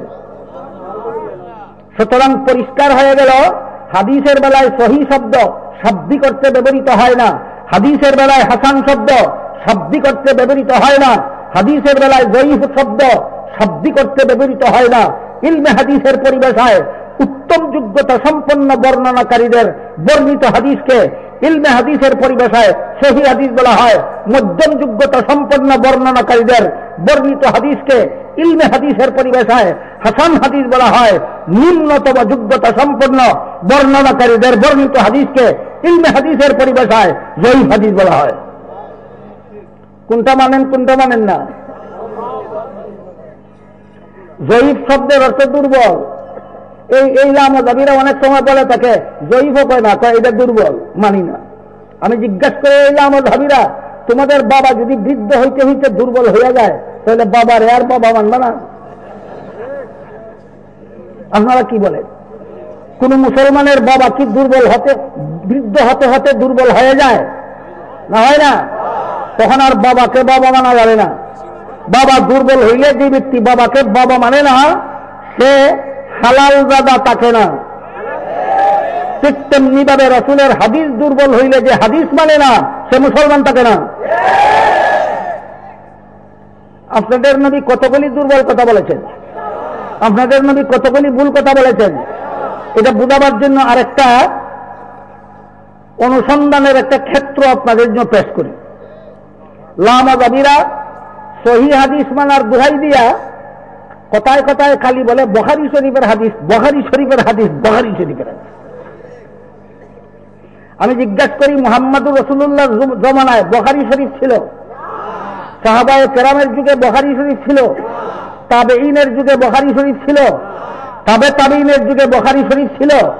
তাইলে যা রাসূলের যুগে ছিল না, সাহাবাগণের যুগে ছিল না, তাবেঈনের যুগে ছিল না, তাবেঈনের যুগে ছিল না, এমন বুখারী শরীফ যদি মানতে পারো, তাইলে এই 3 যুগে ছিল না এমন হানাফি মাযহাব মানতে পারো না কেন?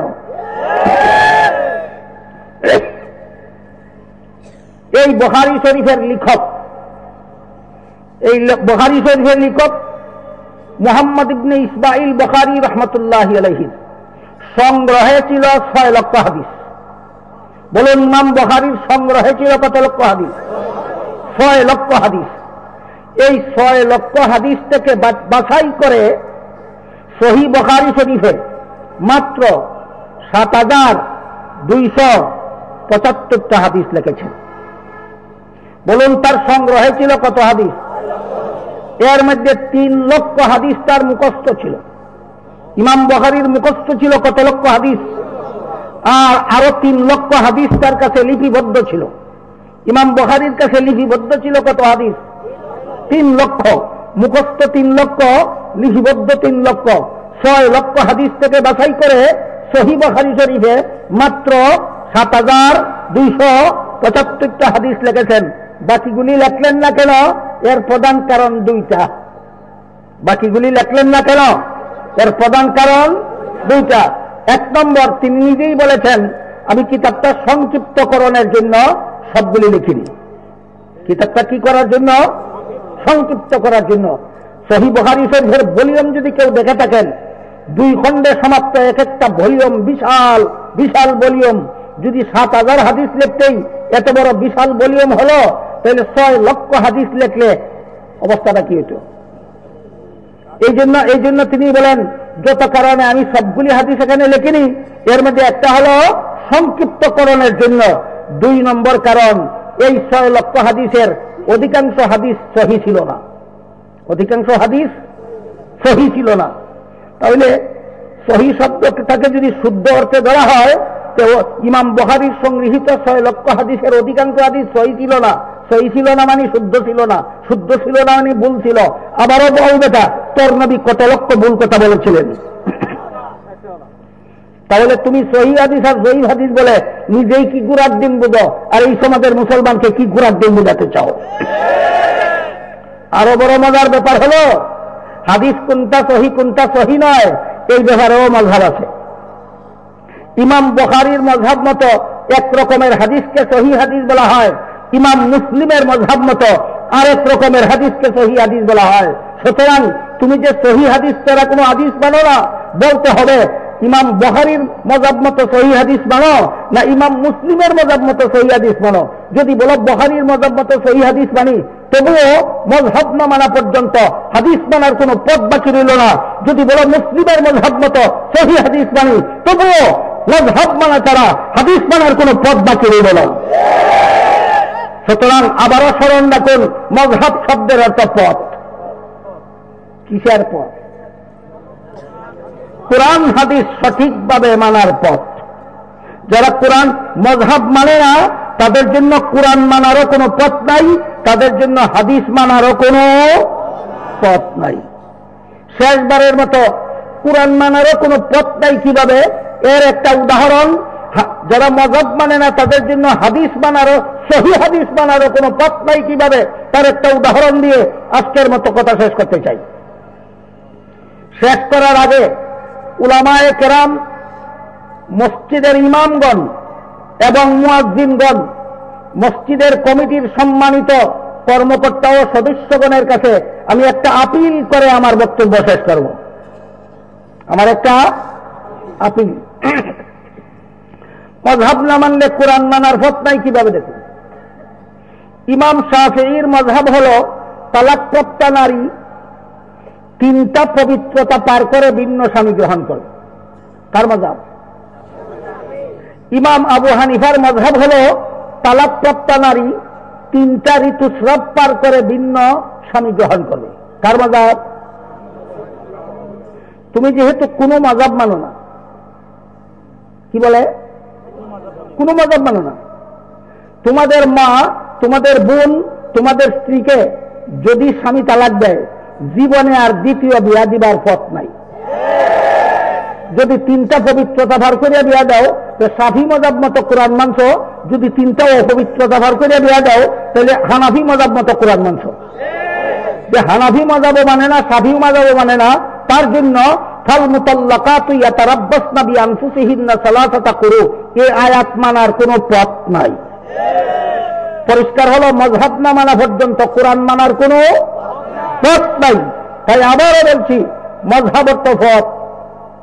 বলুন কিসের পথ? সঠিকভাবে কোরআন হাদিস মানার পথ।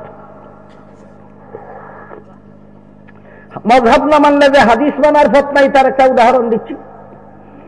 আমি বিশ্বাস করি আমি বিশ্বাস করি আপনারা জানেন এবং মানেন, মহানবী মুহাম্মদুর রাসূলুল্লাহ সাল্লাল্লাহু আলাইহি ওয়াসাল্লাম মেরাজের রাত্রে সশরীরে 7 আসমানের উপরে গিয়েছিলেন। জানেনও মানেনও, এটা সহিহ হাদিসে আছে। কেমন হাদিস? একটু মোটামুটি করে বলতে পারবেন সহিহ হাদিস কাকে বলে? উত্তম বর্ণনাকারীদের বর্ণিত হাদিসকে সহিহ হাদিস বলে। সহিহ হাদিসে উল্লেখ আছে, আল্লাহ রাসূল সশরীরে 7 আসমানের উপরে মেরাজের রাত্রে গিয়েছিলেন, জান্নাত জাহান্নাম পরিদর্শন করেছিলেন, আল্লাহর সাথে সরাসরি কথাবার্তা বলেছিলেন। কিন্তু আল্লাহকে চাক্ষুষভাবে দেখেছিলেন কিনা এটা পরিষ্কারভাবে উল্লেখ নেই। আল্লাহকে চাক্ষুষভাবে দেখেছিলেন কিনা এই প্রশ্নের সমাধানটা হাদিসে পরিষ্কারভাবে উল্লেখ নাই। এবার বলুন তো, কোরআন হাদিসে যা পরিষ্কারভাবে উল্লেখ থাকে না, সেই ব্যাপারে সমাধান কিভাবে বের করতে হয়? মুজতাহিদের ইজতিহাদ। মুজতাহিদের ইজতিহাদ। নবীর বিবি আয়েশা উম্মুল মুমিনিন আয়েশাও ইজতিহাদ করেছেন সমাধানটা বের করার জন্য। নবীর চাচাতো ভাই আব্দুল্লাহ ইবনে আব্বাস, তিনিও ইজতিহাদ করেছেন সমাধানটা বের করার জন্য। আয়েশা সমাধান বের করে বলেন, মেরাজের রাত্রে রাসূল আল্লাহর সাথে কথাবার্তা বলেছেন, কিন্তু চাক্ষুষভাবে দেখেননি। এটা কার মজাব? আব্দুল্লাহ ইবনে আব্বাস রাদিয়াল্লাহু আনহু, রাসূলের আপন চাচাতো ভাই, এই উম্মতের সর্বশ্রেষ্ঠ মুফাসসিরে কোরআন, তিনি ইজতিহাদ করে বলেন রাসূল মেরাজের রাত্রে চাক্ষুষভাবেই আল্লাহকে দেখেছেন। এটা কার মজাব? নবীর বিবি আয়েশার একটা মজাব আছে আলাদা, নবীর চাচাতো ভাই ইবনে আব্বাসের একটা মজাব আছে আলাদা। গোয়ারের দলে কয় সাহাবাদের মধ্যে কোনো মজাব ছিল না। গন্ড মূর্খ, জানেই না, অসংখ্য মজাব ছিল সাহাবায়ে কেরামের মধ্যে। নবীর বিবি আয়েশার আলাদা একটা মজাব ছিল, নবীর চাচাতো ভাই ইবনে আব্বাসের একটা মজাব ছিল, বিশিষ্ট সাহাবী ইবনে মাসউদের একটা মজাব ছিল, আবু বকর সিদ্দিক রাদিয়াল্লাহু আনহুর আলাদা একটা মজাব ছিল, উমর ফারুক রাদিয়াল্লাহু আনহুর আলাদা একটা মজাব ছিল, উসমান গনি রাদিয়াল্লাহু আনহুর আলাদা একটা মজাব ছিল। এরকম শতাধিক সাহাবায়ে কেরামের শতাধিক মজাব ছিল।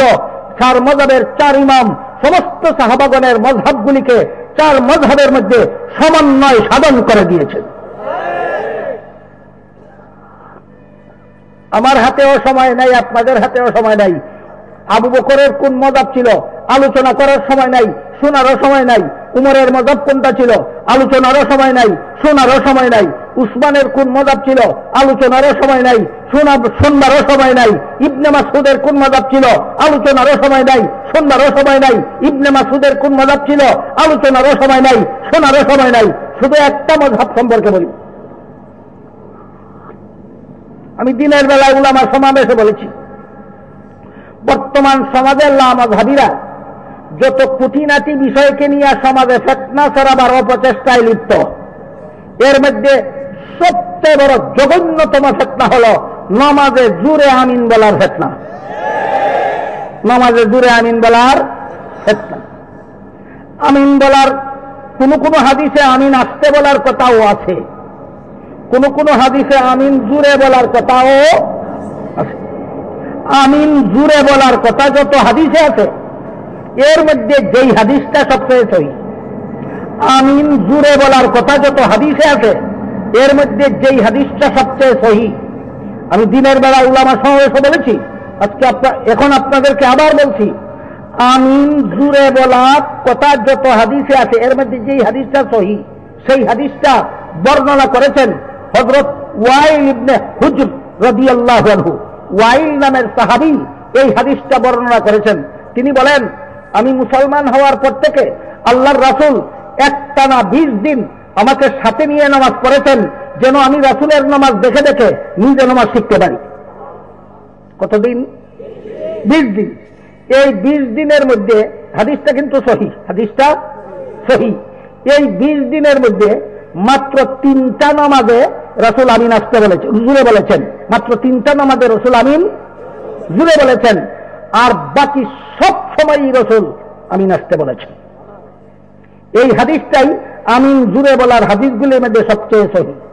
লামাযহাবীরা যেহেতু বলে সহি হাদিস ছাড়া আর কোনো হাদিস মানে না, কাজী আমিন জুরে বলার আর যত হাদিস আছে একটাও মানার অধিকার নাই। মানলে শুধু এই হাদিসটা মানতে হবে, মানলে শুধু এই হাদিসটা মানতে হবে। এটা সহি হাদিস। হাদিসের বর্ণনাকারী ওয়াইল, ইনি রসুলের কাছ থেকে আমিন বলা শিখেছেন। তিনি বলেন, রসুল 20 দিন আমাকে সাথে নিয়ে নামাজ পড়েছেন, আমাকে নামাজ শিক্ষা দেওয়ার জন্য, যেন রসুলের নামাজ দেখে দেখে আমি নামাজ শিখতে পারি। তাই বলে তিনি বলেন, রসুল 3টা নামাজে আমিন জুরে বলে আমাকে কি শিক্ষা দিলেন, আর বাকি সবগুলি নামাজে আমিন আসতে বলে আমাকে কি শিক্ষা দিলেন। রসুলের কাছ থেকে যে সাহাবী আমিন বলা শিখেছেন, তিনি বলেন 3টা নামাজে আমিন জুরে বলে রসুল আমাকে শিক্ষা দিয়েছেন আমিন বলতে হয়। 3টা নামাজে আমিন জুরে বলে রসুল কি শিক্ষা দিয়েছেন? আমিন বলতে হয়। আর বাকি সবগুলি নামাজে রসুল আমিন আসতে বলে শিক্ষা দিয়েছেন, আসতে বলা সুন্নাত। জুরে বললেন কেন, আসতে বললেন কেন? জুরে বললেন বলতে হয় শিক্ষা দেওয়ার জন্য, আর সবসময়ই রসুল আমিন আসতে বলতেন, আসতে বলা সুন্নত বুঝাবার জন্য। যে সাহাবী রসুলের কাছ থেকে আমিন বলা শিখলেন, তার নিজের একটা মজাব ছিল, ওনার নাম কি? ওয়াইল। উলামায়ে কেরামের জন্য নামটা পুরা বলা যায় ওয়াইল ইবনে হুজর।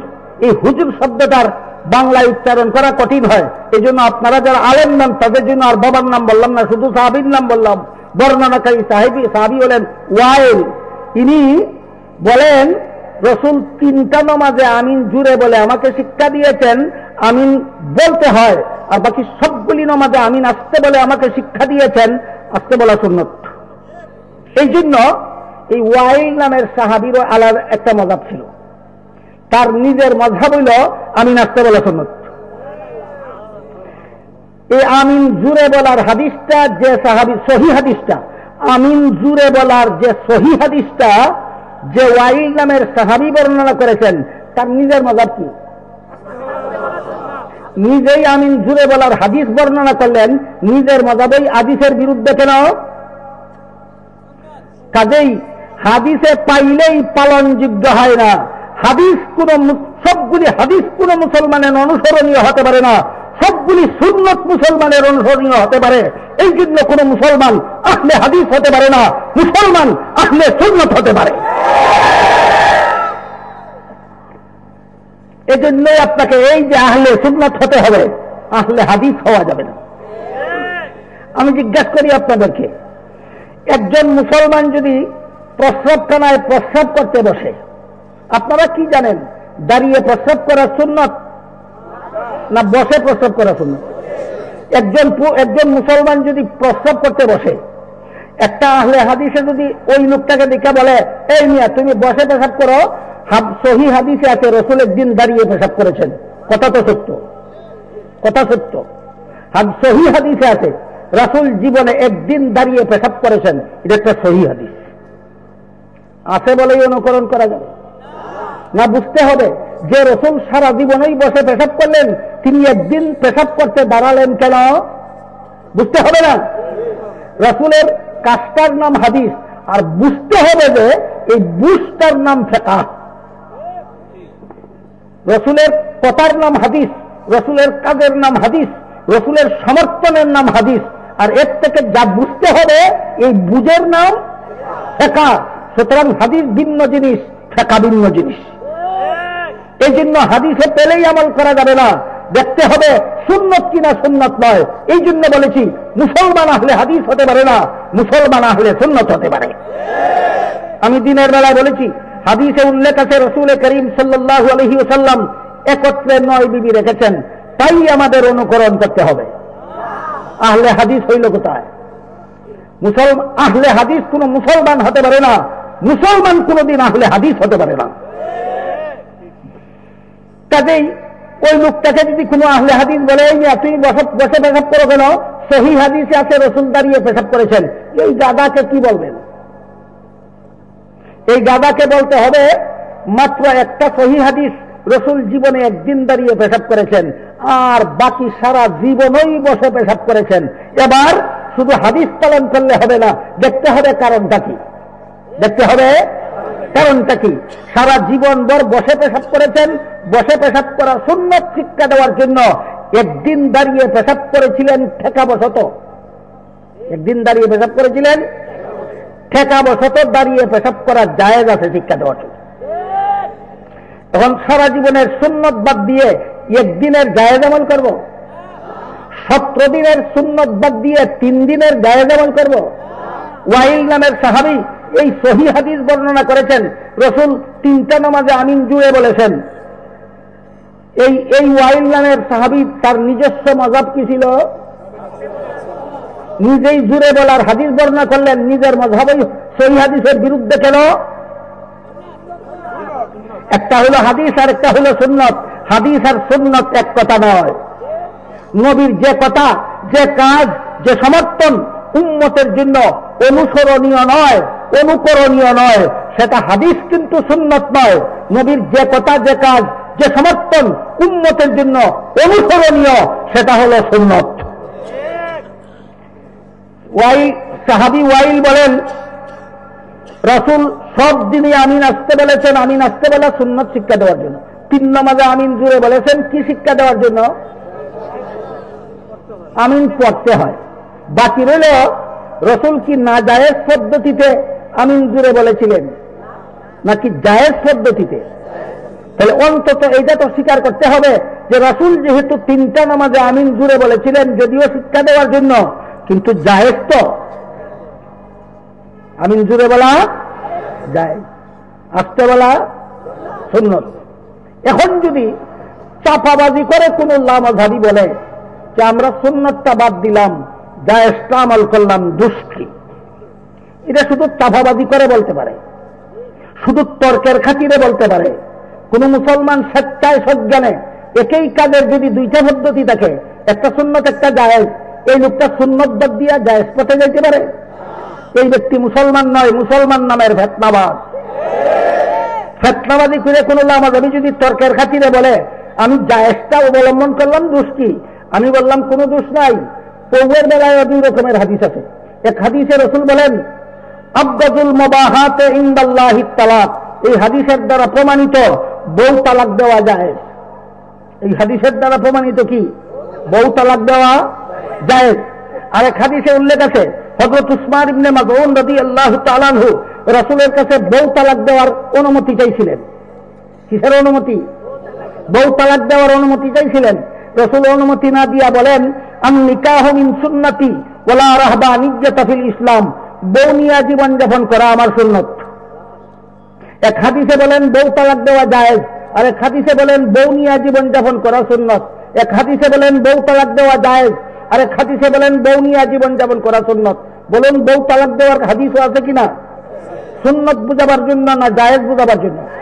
বউ নিয়ে জীবন যাপন করার হাদিস আছে কিনা? জায়েজ বুঝাবার জন্য না সুন্নত বুঝাবার জন্য? আমিনের বেলায় যদি জায়েজ সুন্নত বাদ দিয়া জায়েজটা গ্রহণ করো, বউয়ের বেলায় সুন্নত বাদ দিয়া জায়েজটা গ্রহণ করো। আগে ঘরে গিয়ে বউ তালাক দাও, জায়েজ আছে, পরে মসজিদে আমিন জুড়ে কও জায়েজ আছে। এই জন্য বলেছিলাম আহলে সুন্নাত ওয়াল জামাত পরিষদের মাধ্যমে আপনারা ইমামগণের প্রশিক্ষণ গ্রহণ করা দরকার, লামাযহাবীদের গালে চপেটাঘাত করার জন্য, লামাযহাবীদের কানমালা দেওয়ার জন্য। হানাফি মযহাবের যত মসজিদ আছে, যত মসজিদের ইমামগণ হানাফি মযহাবের অনুসারী, যে মসজিদের কমিটির লোক হানাফি মযহাবের অনুসারী, যে মসজিদের মুয়াজ্জিনগণ হানাফি মযহাবের অনুসারী, এই মসজিদের ইমামগণকে আহলে সুন্নাত ওয়াল জামাত বাংলাদেশের পরিষদ বাংলাদেশের পক্ষ থেকে এই মর্মে প্রশিক্ষণ দেওয়া দরকার যে কোন হানাফি মসজিদে কোন ফতোয়াবাজ লামাযহাবী আইসা মাগরিবের নামাজের পরে যদি চিৎকার দিয়ে আমিন বলে, যদি চিৎকার দিয়া এশার নামাজে আমিন বলে, যদি চিৎকার দিয়া ফজরের নামাজের আমিন বলে, ইমাম সাহেব সালাম ফিরাবার সাথে সাথে দোয়া করার আগেই দাঁড়িয়ে যাবেন, দাঁড়িয়ে জিজ্ঞাসা করবেন কে দূরে আমিন বলেছ? অবশ্যই বলবো আমি বলেছি। ডাক দিবেন আসো আমার কাছে, দেখবে জিজ্ঞাসা করবেন কোন হাদিসে পাইছেন বেটা দূরে আমিন বলা? হাদিস নিয়ে আইসে দেখাইয়া দূরে আমিন বলবে। হাদিস দেখাইতে না পারলে মসজিদে ফিতনাবাদী করতে আসিস না। এই মর্মে কি আমাদের ইমামগণকে প্রশিক্ষণ দেওয়া দরকার কিনা? শুধু এই ব্যাপারে না, অনেক ব্যাপার সেভার আছে, অনেক ব্যাপার সেভারের মধ্যে আর একটা ব্যাপার বলে আজকের মতো কথা শেষ করি। এই ফিতনাবাজ লামাযহাবীরা বলে তারাবির নামাজ 8 রাকাত হাদিসে আছে, 20 রাকাত তারাবির নামাজ হাদিসে নাই, বলে কিনা? বলে। কত বড় বাটপারি করে হাদিস নিয়ে। এবার লক্ষ্য করুন, যে হাদিসে আছে তারাবির নামাজ 8 রাকাত বলে তারা দাবি করে হাদিসটা হলো রাসূল করিম সাল্লাল্লাহু আলাইহি ওয়াসাল্লাম বিতির সহ 11 রাকাত করতেন, অথচ লামাযহাবীরা বলে বিতিরের নামাজ 1 রাকাত। আর যে হাদিসটা দলিল দিল তারাবির নামাজ 8 রাকাত প্রমাণের জন্য, হাদিসটা হলো রাসূল বিতির সহ 11 রাকাত করতেন। তো বিতির সহ 11 রাকাত থেকে 8 রাকাত তারাবির জন্য বাদ দিলে বিতিরের জন্য 1 রাকাত তাহে না তোর বাপের মাথা তাহে না? বুঝেন সুজান না কিছু?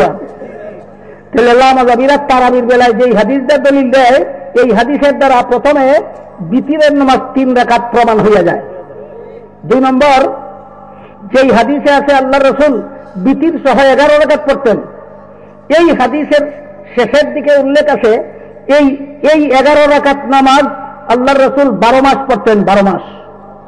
11 রাকাত থেকে বিতিরের 3 রাকাত বাদ দিলে কত রাকাত থাকে? এই 8 রাকাত নামাজ রাসূল কতদিন পড়তেন? 12 মাস। যে 8 রাকাত নামাজ রাসূল পড়তেন, এটার নাম তারাবি না তোর বাপের মাথা? বলুন, এটা তারাবি না তাহাজ্জুদ? সুতরাং বাটপারেরা তাহাজ্জুদের হাদিস দিয়া তারাবির দলিল দেয়। কিসের হাদিস দিয়া কিসের দলিল দেয়? তাহাজ্জুদের হাদিস দিয়া তারাবির দলিল দেয়। ভিন্ন হাদিসে উল্লেখ আছে রাসূল করিম সাল্লাল্লাহু আলাইহি ওয়াসাল্লাম বিতির সহ 23 রাকাত নামাজ পড়তেন। ক রাকাত? 23 রাকাত। এখানে 23 রাকাত থেকে বিতিরের 3 রাকাত বাদ দিলে ক রাকাত থাকে? এই 20 রাকাত ওয়ালা হাদিসের মধ্যে উল্লেখ আছে এই 20 রাকাত নামাজ রাসূল শুধু রমজানে পড়তেন। শুধু রমজানে। বলুন, শুধু রমজানে পড়তেন কত রাকাত? 12 মাস পড়তেন কত রাকাত? কোনটার নাম কি? 12 মাসের পরে 8 রাকাতের নাম তাহাজ্জুদ, শুধু রমজানে ভরা 20 রাকাতের নাম তারাবি। তারাবির হাদিসটা বলেন না তাহাজ্জুদের হাদিস দেয় তারাবির দলিল দেয়। নবীর হাদিস দিয়া সরল মুসলমান উম্মতের কাছে বাটপারি আর কতদিন করবা? বুঝে থাকতে বলুন, এই বাটপারদেরকে এখনই রুখে দাঁড়াবার দরকার কিনা? দাঁড়াতে হলে আসুন আপনারা আহলে সুন্নাত ওয়াল জামাত পরিষদের ছায়াতলে সব বিষয়ে আপনাদের প্রশিক্ষণ নিতে হবে ঈমান আমল হেফাজতের জন্য, বাটপারদের এই সমস্ত বাতিলদের মোকাবেলার জন্য। আল্লাহ আপনাদের আমাদের সবাইকে তৌফিক দান করুন। আমি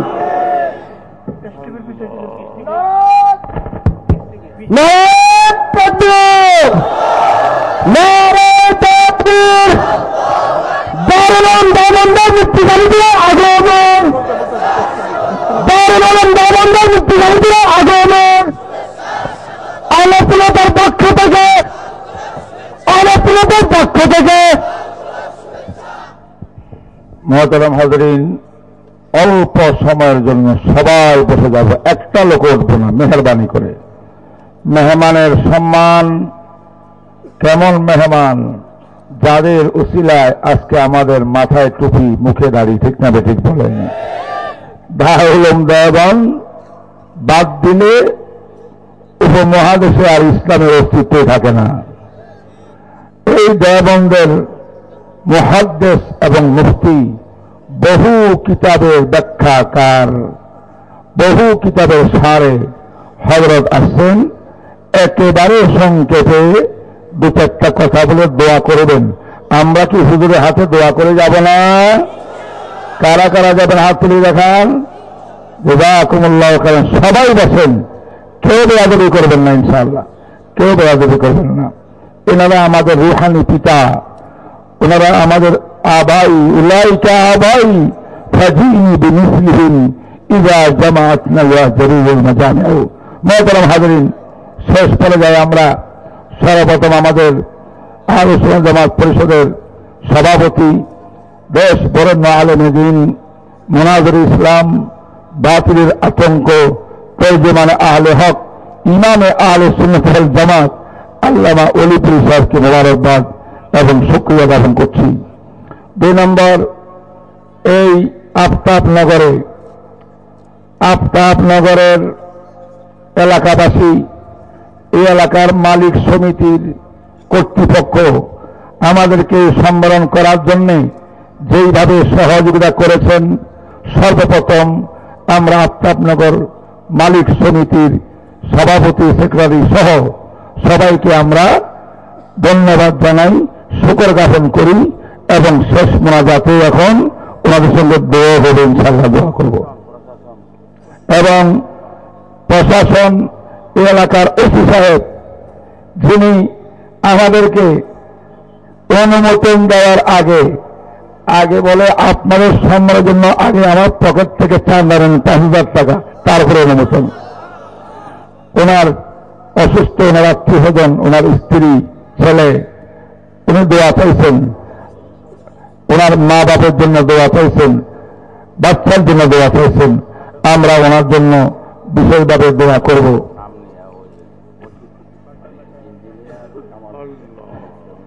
মালিক সমিতির সভাপতি ইঞ্জিনিয়ার কামাল হোসেন সাহেব, তিনি দোয়া চাইছেন। ইঞ্জিনিয়ার মশিউর রহমান দোয়া চাইছেন এবং ওসি সাহেব আমাদের আছেন। আল্লাহ পাক ওনাদেরকে জাযায়ে খায়ের দান করেন। আমরা বাংলাদেশ সরকারের প্রশাসনকে মোবারকবাদ জানাই, ধন্যবাদ জানাই। ঢাকার প্রাণ কেন্দ্রে হক্কানিয়তের মুজাহারা এবং শোডাউন করার জন্য, কোরআন সুন্নাহর পক্ষে শোডাউন করার জন্য আজকে এত বিশাল সমাবেশের জন্য অনুমোদন দিলেন, সহায়তা করলেন পুলিশ বাহিনী, যত প্রকারের।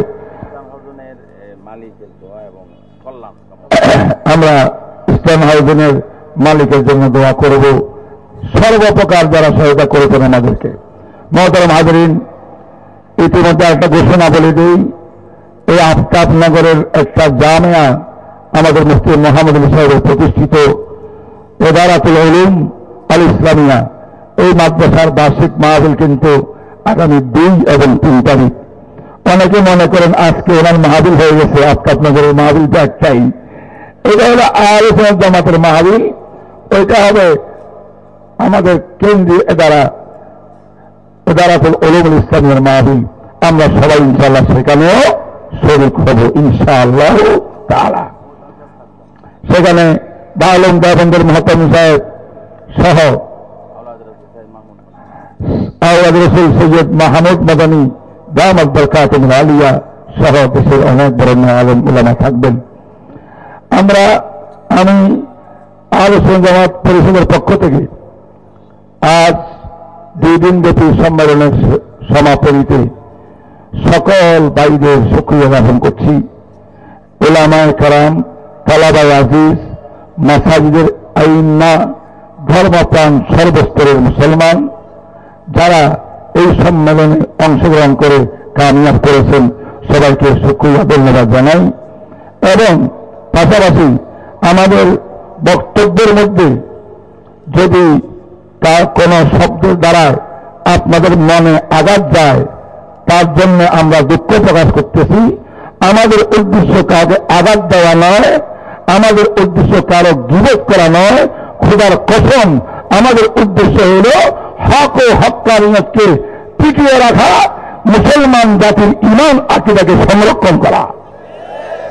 অতএব আমাদের বয়ানের মধ্যে যদি কোনো শব্দ আপনাদের অপছন্দ হয়, ক্ষমা দৃষ্টি দেখবেন। আমাদের উদ্দেশ্য দাওয়াত দিচ্ছি। আজকের এই 2 দিনের সম্মেলনে যে বক্তব্য হয়েছে এই পর্যন্ত, এইগুলো হইল হক, এর বাইরে যা আছে তা হইল বাতিল। আসুন আমরা সবাই হকের ছায়া তলে আসি, পতাকা তলে আসি। আল্লাহ পাক সবাইকে তৌফিক দান করুক। এই মর্মে গুরুত্বপূর্ণ নসিহত এবং দোয়া করবেন দারুল দেওবন্দের সুযোগ্য মুফতি ও মুহাদ্দিস, লক্ষ লক্ষ আলেমের উস্তাদ, শত শত কিতাবের লেখক আল্লামা মুফতি ইউসুফ সাহেব দামাত বরকাতুহুল আলিয়া। আমরা সংক্ষিপ্তভাবে হুজুরের নসিহত শুনব এবং হুজুরের হাতে দোয়া করে আজকের এই সমাবেশের সমাপ্তি হবে ইনশাআল্লাহ তাআলা। সবাই আমরা ধৈর্য সহকারে বসি। জাযাকুমুল্লাহ খায়র।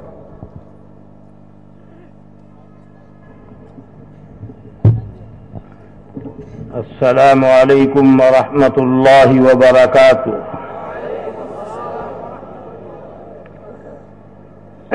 الحمد لأهله والصلاة على أهلها أما بعد. أعوذ بالله من الشيطان الرجيم. بسم الله الرحمن الرحيم. وإن تتولوا يستبدل قوما غيركم ثم لا يكونوا أمثالكم. صدق الله العظيم. میں اپنے عزیز طلبہ سے، میرے سامنے عموماً وہی دکھائی دے رہے، خاص طور سے پہلی بات یہ کہتا ہوں کہ اگر درسی کتابیں آپ نے پکی نہیں کی، آپ کو اپنی درسی کتابیں یاد نہیں ہیں، آپ کسی بات کا جواب نہیں دے سکتے۔ میں دعویٰ کرتا ہوں کتنی آپ تقریر رٹ لیں، کتاب اگر آپ کے یاد نہیں ہے، گاڑی فیل ہے، آپ لوگوں کو دھوکہ دیں گے، جھوٹ بولیں گے۔ اگر کتابیں یاد ہیں آپ کو، نحو کی، صرف کی، منطق کی، حدیث کی، فقہ کی، تفسیر کی، اصول کی، کوئی آپ کے سامنے بولنے کی طاقت نہیں رکھتا ہے۔ میں بہت چھوٹا سا خادم ہوں دارالعلوم کا، اللہ کا فضل و کرم ہے، جن لوگوں سے مناظرے کے لیے دارالعلوم نے کبھی بھیجا، 1 منٹ بھی کوئی آج تک نہیں بول سکا، 1 منٹ بھی، کسی بھی فرقے کا آدمی۔ یہ آج تک کا ریکارڈ ہے، اور اللہ کی ذات پر یہی اعتماد رکھتا ہوں۔ اگر ذرا سی گفتگو کوئی کرے، 1 انجکشن آدھی منٹ میں خاموش ہو۔ اب سے کچھ دنوں پہلے، میں اصل مناظروں میں جاتا نہیں، میرا مزاج نہیں ہے وہ، لیکن کبھی مولانا مرغوب الرحمان صاحب رحمت اللہ علیہ محتمم تھے، وہ مجبور کرتے تھے، تو میں گیا ایک جماعت سے مناظرے میں گیا رانچی، کئی سال ہو گئے، بہت بڑا مجمع تھا ایسے. میں نے کہا مناظر سے، میں ایسے موقع پر مد مقابل کو ملا جی بولا کرتا ہوں. میں نے کہا ملا جی کہیں سے آئے؟ کہ کار سے آیا. مناظرہ ہو رہا ہے. کہیں سے آئے؟ کار سے. گاڑی پیٹرول کی ہے ڈیزل کی؟ پیٹرول کی. پیٹرول پڑا تھا؟ جی ہاں. کہے میں پڑا تھا؟ گاڑی میں. آپ نے کیوں نہیں ڈلوایا اپنے اندر؟ آپ میں بھی تو پیٹرول ڈلنا چاہیے، سفر تو آپ نے بھی کیا ہے نا بھائی. سفر آپ بھی کر رہے ہیں، سفر گاڑی بھی کرتی ہے، سفر ٹرین بھی کرتی ہے، سفر ریل بھی کرتی ہے، مسافرین بھی کر رہے ہیں. اس انجن کے اندر تو آپ پیٹرول اور ڈیزل بھرتے ہیں، مسافرین میں ڈیزل پیٹرول کیوں نہیں بھرتے؟ وہ مسئلہ تھا قراءت خلف الامام کے سلسلے پہ مناظرہ تھا. خاموش. میں نے کہا یا تو یہ کہ توبہ کر کے میں ڈیزل بھروا کے چلوں گا اپنے اندر بھی، پاجامہ کھولنا پڑے گا.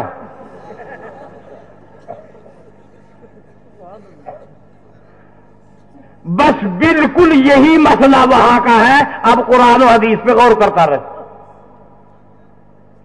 من کان لہو امام فقراءۃ الامام لہو قراءۃ. یہی مطلب ہے اس کا کہ بس تو پیٹرول کا پائپ گاڑی کو لگے گا، ملا جی آپ کو نہیں لگے گا، بچ گئے آپ. اور اگر نہیں مانتے تو پائپ لگوانا پڑے گا. بہرحال میں کہہ یہ رہا تھا، میں آج تک مناظرے کی اردو کی کتاب کو ہاتھ لگا کر نہیں دیکھا. قسم کھا کے کہہ رہا ہوں، اردو کی کتابیں میں دیکھتا بھی نہیں ہوں. جو میرے شاگرد ہیں وہ جانتے بھی ہوں. خالص عربی دیکھتا ہوں، اردو کی کتابیں دیکھتا بھی نہیں. میں نے فقط المناظرۃ الرشیدیہ حضرت مفتی صاحب سے پڑھا ہے، اسی کو، وہ عربی میں ہے، اس کو بہت دفعہ میں نے لوگوں کو پڑھایا بھی. اب باقی آج کل کا ملا جی کوئی اردو میں میں کیوں اس کو دیکھوں گا؟ مجھے تو اپنی کتاب یاد کرنی ہوگی نا. کتاب درسی اگر آپ کو یاد ہے، سلم آپ کو یاد ہے، مسلم آپ کو یاد ہے، مشکات آپ کو یاد ہے، ہدایہ آپ کو یاد ہے، جلالین بیضاوی آپ کو یاد ہے، کوئی آپ سے مغز نہیں مر سکتا. اسے خاموش ہونا ہی پڑے گا. کتنا بڑا مقرر، کتنا بڑا واحد، کتنا بڑا مناظر ہو، آدھی منٹ میں خاموش ہو جائے گا. علم ہے، صلاحیت ہے. جس نے محنت کر رکھی ہے اس کے سامنے کوئی مائی کا دال بولنے کی طاقت نہیں رکھتا. اصل چیز اس کے پاس. اس لیے میں طلبا سے کہتا ہوں، غلط چیزوں کے چکر میں مت پڑو، اصل اپنے علم پر محنت کرو، کتاب پر محنت کرو، دھوکہ مت دو، بڑے بننے کی کوشش مت کرو. بڑے خود نہیں بنتے، بڑا تو آدمی بنایا جاتا ہے، نہیں تو فتنہ کھڑا ہو جائے گا. سبق حاصل کرو حضرات صحابہ سے. حضرت کی وصال کے بعد حضرت ابو بکر صدیق فرما رہے ہیں حضرت عمر سے، آپ اس کے مستحق ہیں. کیا کہا؟ واللہ نہیں، آپ اس کے مستحق ہیں. سب سے پہلے بیعت ہونے والے حضرت امیر المؤمنین عمر ابن خطاب. سبق مل رہا ہے پوری امت کو. آج ہر آدمی اس چکر میں ہے میں اس سے بڑا ہوں. ارے اللہ سے ڈر، اللہ اکبر، اللہ سب سے بڑا ہے. اس لیے آج کل شیطان نے جال پھیلا رکھا ہے. موبائل سب کی جیب میں. میں اسے کہا کرتا ہوں شیطان کی دم. शैतान का जाल हमारे तलबा किताबों को छोड़कर मोबाइल देखेंगे, मोबाइल पे बात करेंगे, इंटरनेट देखेंगे, अपना असल सरमाया जाये कर देंगे। मैं अभी 10-15 दिन पहले पहला घंटा पढ़ाने आ रहा हूं दारुल में, एक उस्ताद को देखा दारुल के और लैपटॉप लिए जा रहा, वो मेरे शागिर्द भी हैं। मेरी एक जबान है, मैंने कहा मुल्ला जी, उन्होंने रास्ते में मुझे सलाम किया, ये क्या है? कि जी लैपटॉप है। क्या बात है? कभी कभी देख मुल्ला जी धोखा देगा लोगों को क्या? जब तू मुदर्रिस होकर लैपटॉप देखेगा तलबा पर क्या असर पड़ेगा?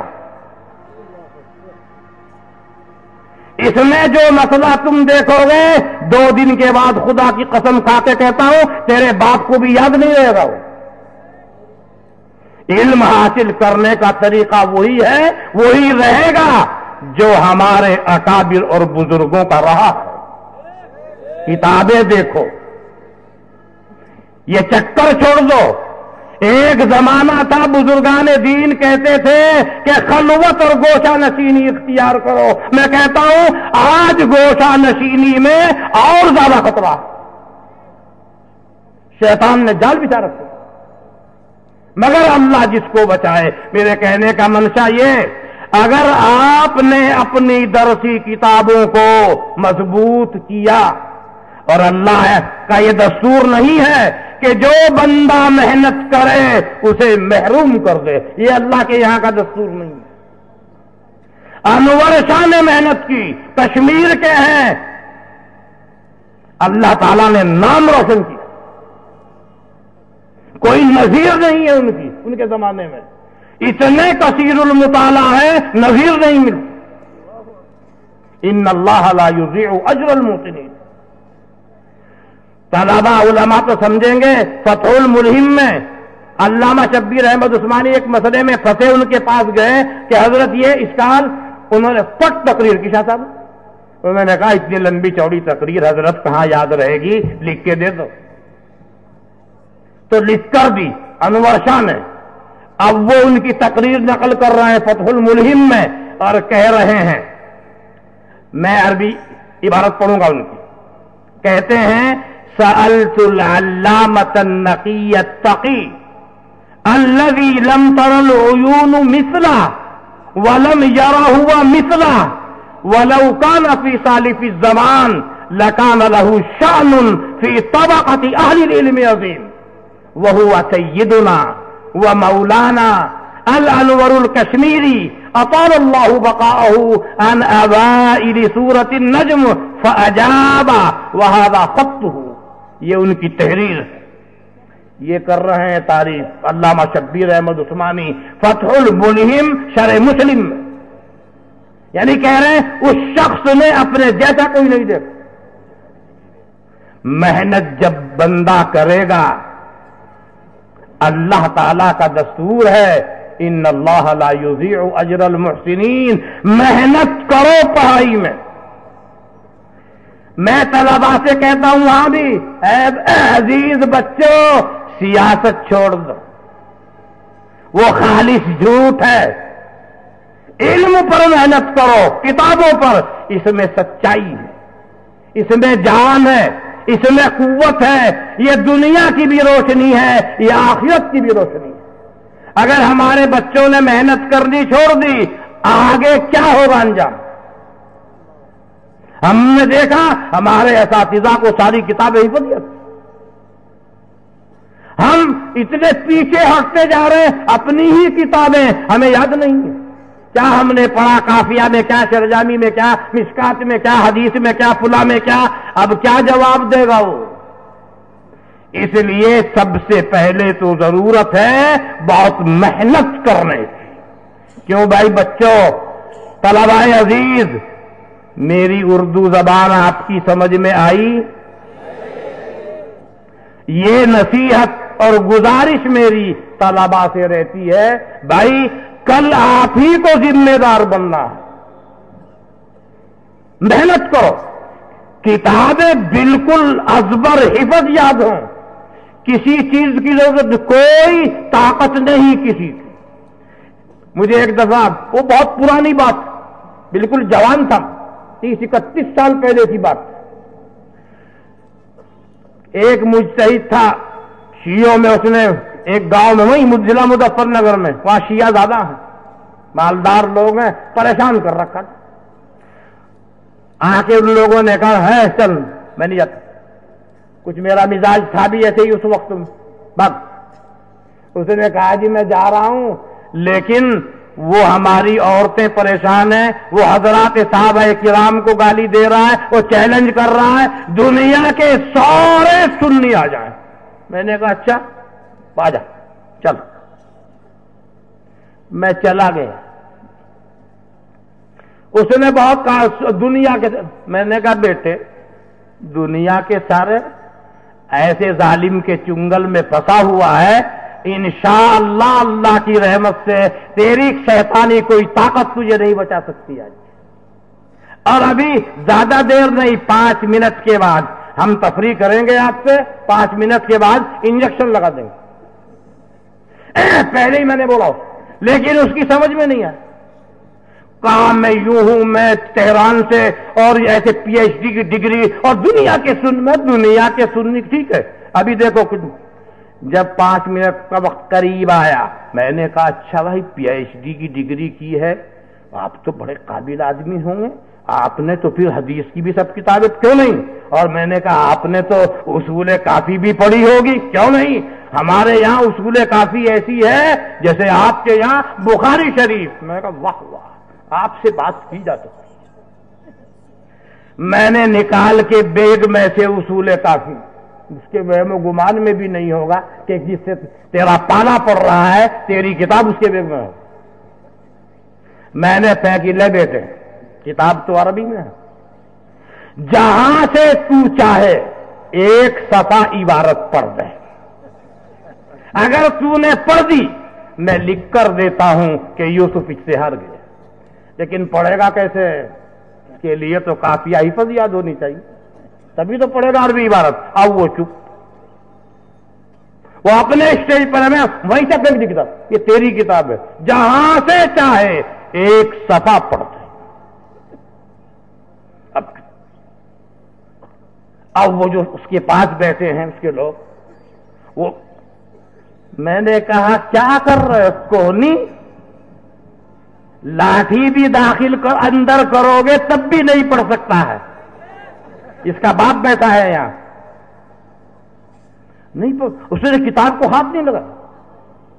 میں نے کہا تم تو بہت چیخ رہے تھے، میں نے تم سے کہا ایسے ظالم کے چنگل میں تم ہو، انشاءاللہ اللہ کی رحمت سے شیطانی کوئی طاقت آج تجھے بچانے والی نہیں ہے. اور جب تک تو زندہ رہے گا لفظ مناظرہ تیری زبان پر نہیں آئے گا. ایسے ظالم کے چنگل میں تو ہے، اور ابھی 5 منٹ میں معلوم ہو جائے گا. وہی ہوا اللہ کی رحمت سے. اب میں کبھی پوچھتا ہوں ان لوگوں نے، ہاں بھائی کبھی آیا کہ نہیں آیا؟ حالات کے بالکل صحیح ہیں، اسی 31 سال پہلے کی بات. اصول کافی سے مسئلہ حل ہو. تو میں کہتا ہوں جب آپ کے اپنی کتابیں یاد ہیں، کون مغز مارے گا آپ سے؟ ہمارے علماء اساتذہ ہم نے دیکھا ہر فن مولا. اب میں دیکھ رہا ہوں، دیکھو برا مت ماننا، میں کسی بھی مدرسے میں جا رہا ہوں لوگ تہنیت نامہ اشعار میں پیش کرتے ہیں. میں بچپنے سے شاعر ہوں، میرے شاگرد جانتے ہوں گے، الحمدللہ شاعری بہت مضبوط ہے. اصول شاعری میں میری مستقل کتاب ہے. اب وہ بیچارے شعر لکھتے ہیں، وہ فن شعر، وہ سب الٹے سیدھے شعر غلط ہے. تو میں سنتا بھی ہوں، کچھ کہتا بھی نہیں ہوں. ہاں رات میں تھا وہاں ٹیکناف میں، کوکس بازار میں، وہاں ایک مدرسہ ہے نیرا، وہاں کے شیخ الحدیث نے کچھ اشعار کہے محبت میں، اس کے شعر بالکل صحیح. اور آج کیا نام ہے ان کا؟ وہ اس مدرسے کا محتمم میرا شاگرد ہے پرانا، افسر الدین، اس کے مدرسے کا جو شیخ الحدیث ہے، उसने कुछ अशार कहे, वो अशार बिल्कुल सही थे फन्नी एतबार से। मैं ने उनसे कहा शेखुल हदीस से, मैं कहा माशाअल्लाह आपके अशार बिल्कुल सही है, वरना जहां भी जाता हूं गड़बड़ मिलती है। खैर ये उज्र है भाई उनका, वो तो आलिम है, लेकिन भाई आलिम का मतलब तो ये है उसे तो हरफन मौला होना चाहिए। आलिम का मतलब अरे हाफिज जी भी हो, कारी भी हो, मौलाना भी हो, मुफ्ती भी हो, मुहद्दिस भी हो, उसूली भी हो, मंतिकी भी हो, फलसफी भी हो, जभी तो मसला चलेगा। शायर भी हो, फुला भी हो। अब एक चीज को लेकर बैठा, कहे का आलिम हुआ भाई? हमारे सब अकाबिर तो ऐसे ही थे। वो हाफिज भी हैं, कारी भी हैं, मौलवी भी हैं, मुहद्दिस भी हैं, मंतिकी भी हैं, सबको देखो हर एक का वही हाल, किसी चीज में भी कम नहीं है। वो बुखारी भी पढ़ा रहे हैं, मेबदी भी पढ़ा रहे हैं, पुना भी पढ़ा रहे हैं, पुना भी पढ़ा रहे हैं। तो भाई तलबा से गुजारिश है अपनी किताबों में मेहनत करो। समझ में आ रही भाई बात? बुरा मत मानना, वैसे नसीहत बुरी लगती है, लेकिन मेहनत करोगे अल्लाह दुनिया में भी फल देगा। आदमी आपके सामने झुकने, इल्म अल्लाह की सिफत है। अगर इल्म की कुछ झलक मिल गई है तो अल्लाह की सिफत, लेकिन मेहनत करने पर थोड़ी बहुत झलक सी आवे। असल इल्म तो अल्लाह के पास, वहीं से बंदे का दुनिया का भी आखिरत का भी हर बेड़ा पार हो जाता है। इसलिए मेरी गुजारिश है मेरे अजीजों, वो अपने वक्त को गनीमत समझो, शैतान को अपने ऊपर मुसल्लत मत करो। ये एक बात भी समझाई आपको, हो सकता है तर्जमे की जरूरत होगी, समझ रहे हैं ना भाई? अगर समझ रहे हैं तो एक बात और सुन लो, इंशाअल्लाह ये बात तो समझ में आई, मेहनत करेंगे ना इंशाअल्लाह। मैं आपकी जमानत लेता हूं, अगर आपने किताबें याद कर ली, कोई भी बातिल फिरके का आदमी आपके सामने टिक नहीं सकता, और वो खुद ही फितना खत्म हो जाए।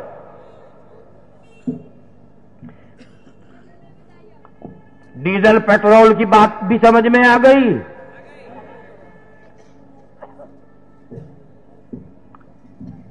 एक दफा मैं सफर कर रहा हूं ट्रेन में, मैं देखा, मैंने कहा भाई हमारा एक भाई है दूसरे ख्याल का है। वैसे मैं आमतौर से छेड़ता नहीं, बहुत अच्छे मुनाजरे की बात है भाई, वहां तो मजबूर हूं,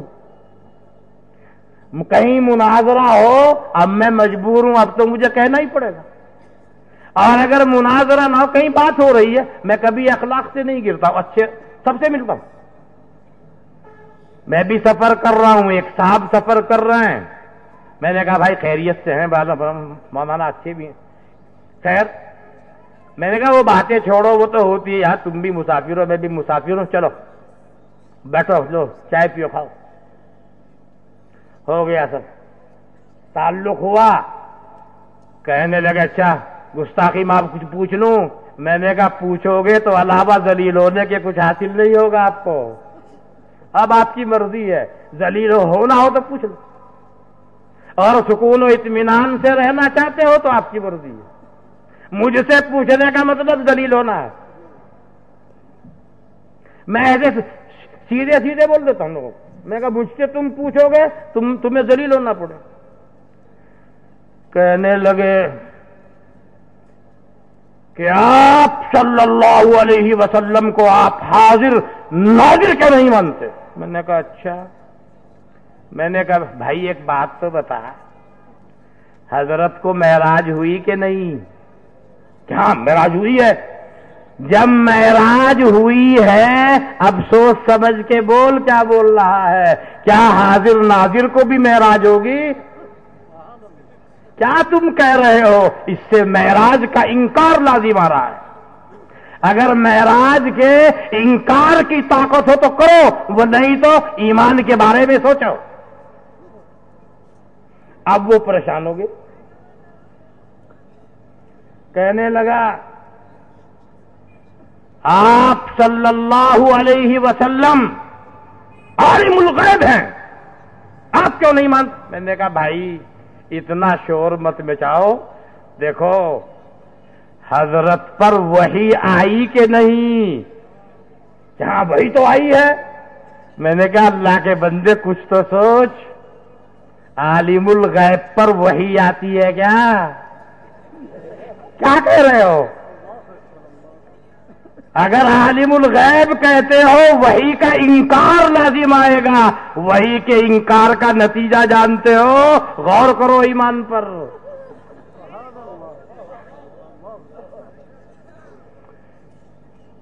بہت پریشان ہو گیا ہوں۔ میں کہا نہیں پریشان ہونے کی کوئی بات نہیں، بہرحال خادم ہوں، وہ تو میں نے آپ سے پہلے ہی کہہ دیا تھا، مجھ سے ٹکر مارنے کا مطلب آپ کو ذلیل ہونا ہے۔ لیکن میں نہیں سفر میں ہے، تم بھی بھائی ہو میں بھی بھائی ہوں، سب چلتا۔ اور میں تو عام طور سے ارے بھائی تجھے جو کرنا ہے تو کر لے، کسی کو برا مت کرو۔ مسلمان کو گالی دینے کو حدیث صحیح کے اندر فسق قرار دیا گیا، کہہ کے چکر میں اپنا کام کرو، اللہ کو راضی۔ کیوں دوسروں کو گالی دے رہے ہو؟ جتنی دیر دوسروں کو گالی دے رہے ہو اگر درود شریف پڑھ لو، اگر اللہ کے کلام کی تلاوت کر لو، اگر کتاب میں محنت کر لو، اللہ کا ذکر کر لو، کتنا فائدہ ہوگا؟ یہ تو خام خواہ کی بات۔ لیکن کوئی چھیڑ دے بھائی تو بھائی کیا کرنے، مجبوری کی بات بولنا پڑتا ہے۔ اس نے کہا ایک بات اور رہ گئی، میں کیا؟ میں نے کہا آپ کی مرضی ہے، ایک کر چاہے 100 کر، لیکن نتیجہ وہی ہوگا، ذلیل ہونا پڑے گا کہ آپ صلی اللہ علیہ وسلم کو آپ مختار کل کیوں نہیں مانتے؟ میں نے کہا میرے عزیز یوں بتا، حضرت شفیع المذنبین ہے کہ نہیں؟ یہاں حضرت شفیع المذنبین ہے، پھر سوچ سمجھ کے بولو کیا بول رہے ہو۔ کیا مختار کل دوسروں سے سفارش کرتا ہے؟ حضرت کی شفاعت کا انکار لازم آ رہا ہے، کیا تم کہہ رہے؟ ایمان کے بارے میں سوچنا ہوگا میرے بھائی، سوچ۔ اور وہ ایسے کیا ہوا؟ کہاں پھنس گیا؟ میں نے نہیں پھنسا کہیں نہیں، تم بھائی کو میں نے تم سے پہلے ہی کہا۔ میں بیلگام میں تھا، 1 سال ہوا، بیلگام میں تقریر کر رہا ہوں، واز میری عادت کسی کبھی نہیں چھوڑتا، کسی لوگ کہیں بھی اس کے بالکل نہیں، واز ہوگا، مناظرہ کبھی ہو تو دوران واز 2-3 آدمی، بچوں کا پرچہ ہے، نوجوانوں کا، بعض لوگوں کی طرف سے کہ یہ پورا ایک فرقے کی طرف سے۔ میں نے کہا بھائی یہ پرچہ کس کا؟ وہ ہمارا ہے، ادھر آ جا۔ کیا یہ آپ اس جماعت سے تعلق ہے؟ ہاں۔ آپ کو کچھ جانکاری، کچھ پڑھے لکھے ہو، کچھ جانکاری ہے؟ آپ سے میں گفتگو جب کروں گا کچھ جانکاری ہو، جاہل سے کیا گفتگو کروں گا میں؟ پتہ نکلا وہ نوجوان جاہل ہے، نئے نئے تھے۔ میں نے کہا ایسا ہے، جو آپ کا سب سے بڑا گرو گھنٹال ہو اسے بلا۔ اس نے فون کیا کہ ابھی یار پاس، میں کہا میں بیٹھا ہوں یہاں، عشاء کی نماز کے بعد تقریر کر رہا ہوں بیلگام کی بہت بڑی مسجد میں، کرناٹک میں۔ میں نے کہا، اس نے کیا بولا کہ 5 منٹ میں آ رہے۔ میں سن، 5 دن تک بھی اگر آئے گا میں یہاں بیٹھا رہوں گا، مگر سن اس کا باپ بھی نہیں آ سکتا ہے۔ آپ نے بتا دیا یوسف ہے کیا کہ وہ، میں کہا کبھی نہیں آ سکتا، اس کی طاقت سے باہر کی بات۔ 1 گھنٹہ ہو گیا پورا، وہ نہیں ہے۔ اب وہ گالی دینے لگا، حقیقت کھل گئی نا۔ اس نے وعدہ کیا 5 منٹ میں آ رہا ہوں، میں نے کہا وہ کبھی بھی نہیں آ سکتا، وہ آ جائے، اس کے اپنے استاد کو لے آئے، استاد کے استاد کو لے آئے، اس کے پیر کو لے، جو بھی آ جائے۔ ابھی دیکھ لگا نا تھا، میں کہا تم سے کیا بات کروں، تم تو جاہل لوگ۔ وہ نہیں آئے۔ اب وہ نوجوان تھے سچے دل کے، اب انہوں نے گالی بکنی شروع کی۔ میں کہا کھل گئی حقیقت، اب سنو، گالی مت دو، حقیقت کھلی کہ جی کھلی، گالی مت دو، ایسا کرو، جاؤ ایک ایک چلہ لگا کے آؤ، تینوں ایک ایک چلہ تینوں لگا کے آؤ۔ الحمدللہ انہوں نے کہا بالکل ٹھیک، اب جی آج حقیقت کھل گئی۔ کیوں؟ اس نے کہہ دیا 5 منٹ میں یار، میں نے کہا میں 5 دن تک بھی موجود ہوں، بلاؤ، لیکن دعویٰ کرتا ہوں ان کی طاقت سے باہر کی وقت وہ اپنے بڑے سے بڑے کو لے آئیں، یہاں ذلیلی ہونا پڑے گا، ان کو معلوم ہے، ان کا باپ بیٹھا ہے۔ خیر ان کی سمجھ میں آ گیا، نوجوانوں کی بہت غصہ آیا، ان کو گالی، ہم ان کو ماریں گے، یہ میں نے بالکل نہیں، غلط، انہوں نے غلط کام کیا، تم غلط کام مت کر، گالی اپنی زبان گندی مت کر، بس تمہاری سمجھ میں آیا، جماعت میں چلے جاؤ، ایک ایک چلہ لگا کے آؤ اور اپنے کام میں لگو، آئندہ ان کے چکر میں مت پھنسنا۔ پھر میں نے فون معلوم ہوا کہ جماعت میں ہے، میں ماشاءاللہ ٹھیک، اللہ تعالیٰ جس کو چاہتا ہے ہدایت دے دیتا ہے۔ میں اس طریقے سے میں گفتگو کرتا ہوں، خام خواہ کسی کو نہیں چھیڑتا، کوئی چھیڑ دے تو میں کیا کروں بھائی، بلکہ میں تو ایسے، بھائی یہ مدرسہ کس کا؟ ایک ہمارے دلی میں جامعہ ملیہ کے پاس ایک بہت بڑا مدرسہ ہے اہل حدیث کا، وہاں میرا ایک شاگرد استاد تھا، اب وہ پتہ نہیں وہ انہی میں سے تھا یا کہ وہ مجھے دلی میں وہ بہت اصرار کیا، اس نے میری دعوت کرو، میں چلا گیا، میری طبیعت میں وہ نہیں ہے سکتی دعوت، بس کوئی چھیڑے نہیں یا میرے بزرگوں کی شان میں کوئی گستاخی نہ کرو، میں گیا، وہ بہت اخلاق سے پیش آئے میرے ساتھ۔ عصر کی نماز کے بعد انہوں نے اپنے مدرسے کی مسجد میں میرے بیان کا اعلان کیا، میں نے سیرت مصطفیٰ صلی اللہ علیہ وسلم کے سلسلے میں بیان کیا، کوئی بات ایسی نہیں کہی جو کسی کے خلاف جاتی۔ مغرب کی نماز کا وقت ہوا، حالانکہ ان کی مسجد ہے، انہوں نے مجھ سے کہا ہماری گزارش ہے نماز آپ پڑھا دیں، ٹھیک ہے میں نماز پڑھا۔ اب جب ایک میرے شاگرد نے دعوت دی، میں چلا گیا، وہ شاید انہوں نے بہت اعزاز و اکرام سے کھانا کھلایا، پھر میں آیا۔ بعض دفعہ اور کے یہاں بھی جانا ہوا، جب ایک آدمی میرا اعزاز و اکرام کر رہا، مجھے بزرگوں کی کچھ نہیں کہہ رہا ہے، اب میں اس کو کس زبان سے برا کہوں؟ میں تو کچھ کتابیں لکھی ہیں فرق باطلہ پر جہاں رد کیا ہے، رد تو کرتا ہوں مگر حضرت کے بغیر نہ اس کا نام نہیں لکھتا ہوں، میری کتابیں موجود ہیں، آپ دیکھ لیجیے، کسی پر بھی رد کیا ہے، اور رد عام طور سے کسی نے سوال کیا ہے تب میں نے جواب دیا ہے۔ اب میں ان کے خلاف لکھ رہا ہوں، میں لکھ رہا ہوں آپ کے حضرت فلاں فلاں صاحب ایسے تحریر فرماتے ہیں، کیوں؟ اگر میں ان کے بڑوں کا نام بے ادبی سے لوں گا تو وہ میرے بڑوں کا نام بے ادبی سے لیں گے، مجھے تکلیف ہوگی، میں ان کے بڑوں کا نام بے ادبی سے لوں گا، انہیں تکلیف ہوگی۔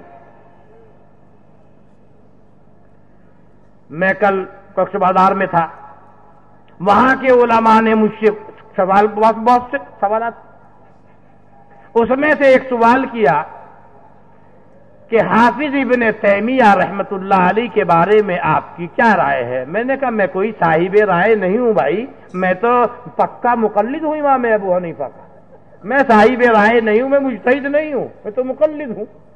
خیر آپ پوچھ رہے ہیں وہ کیسے آدمی ہیں جو میری جانکاری یہ بتاتا ہوں، وہ آدمی بہت نیک ہے، اس کی کتابیں بتاتی ہیں بہت نیک انسان ہے، بہت بڑا محدث ہے، بہت بڑا عالم ہے، متقی پرہیزگار ہے، اکابر کا بزرگوں کا احترام کرنے والا ہے، اور بھائی بعض دفعہ اجتہادی مسائل میں چوک ہو جاتی ہے کہیں، بس اتنی سی بات۔ اب بعض کے لوگوں نے اس کو وہ بنا لیا، لیکن وہ ان کا تفرد یا ان کی اپنی وہ ہے، بہرحال اصل یہ ہے آدمی محنت کرے جب علم ہوگا اور اس کے اوپر عمل ہوگا تو اللہ تعالی دنیا میں بھی اور آخرت میں بھی اس کو عزت عطا فرما دے گا. اللہ تعالی ہم کو علم دین پر محنت کرنے کی اور اس کے مقتضا پر عمل کرنے کی توفیق عطا فرما دے. آمین ثم آمین. بھائی بات تو سمجھ میں آ گئی ہوگی. اب نیند آ رہی ہوگی, دعا کرا دوں؟ ٹھیک ہے, دعا کر لو. اللهم صل على سيدنا محمد وعلى آل سيدنا محمد وبارك وسلم. ربنا آتنا في الدنيا حسنة وفي الآخرة حسنة وقنا عذاب النار. ربنا ظلمنا أنفسنا وإن لم تغفر لنا وترحمنا لنكونن من الخاسرين.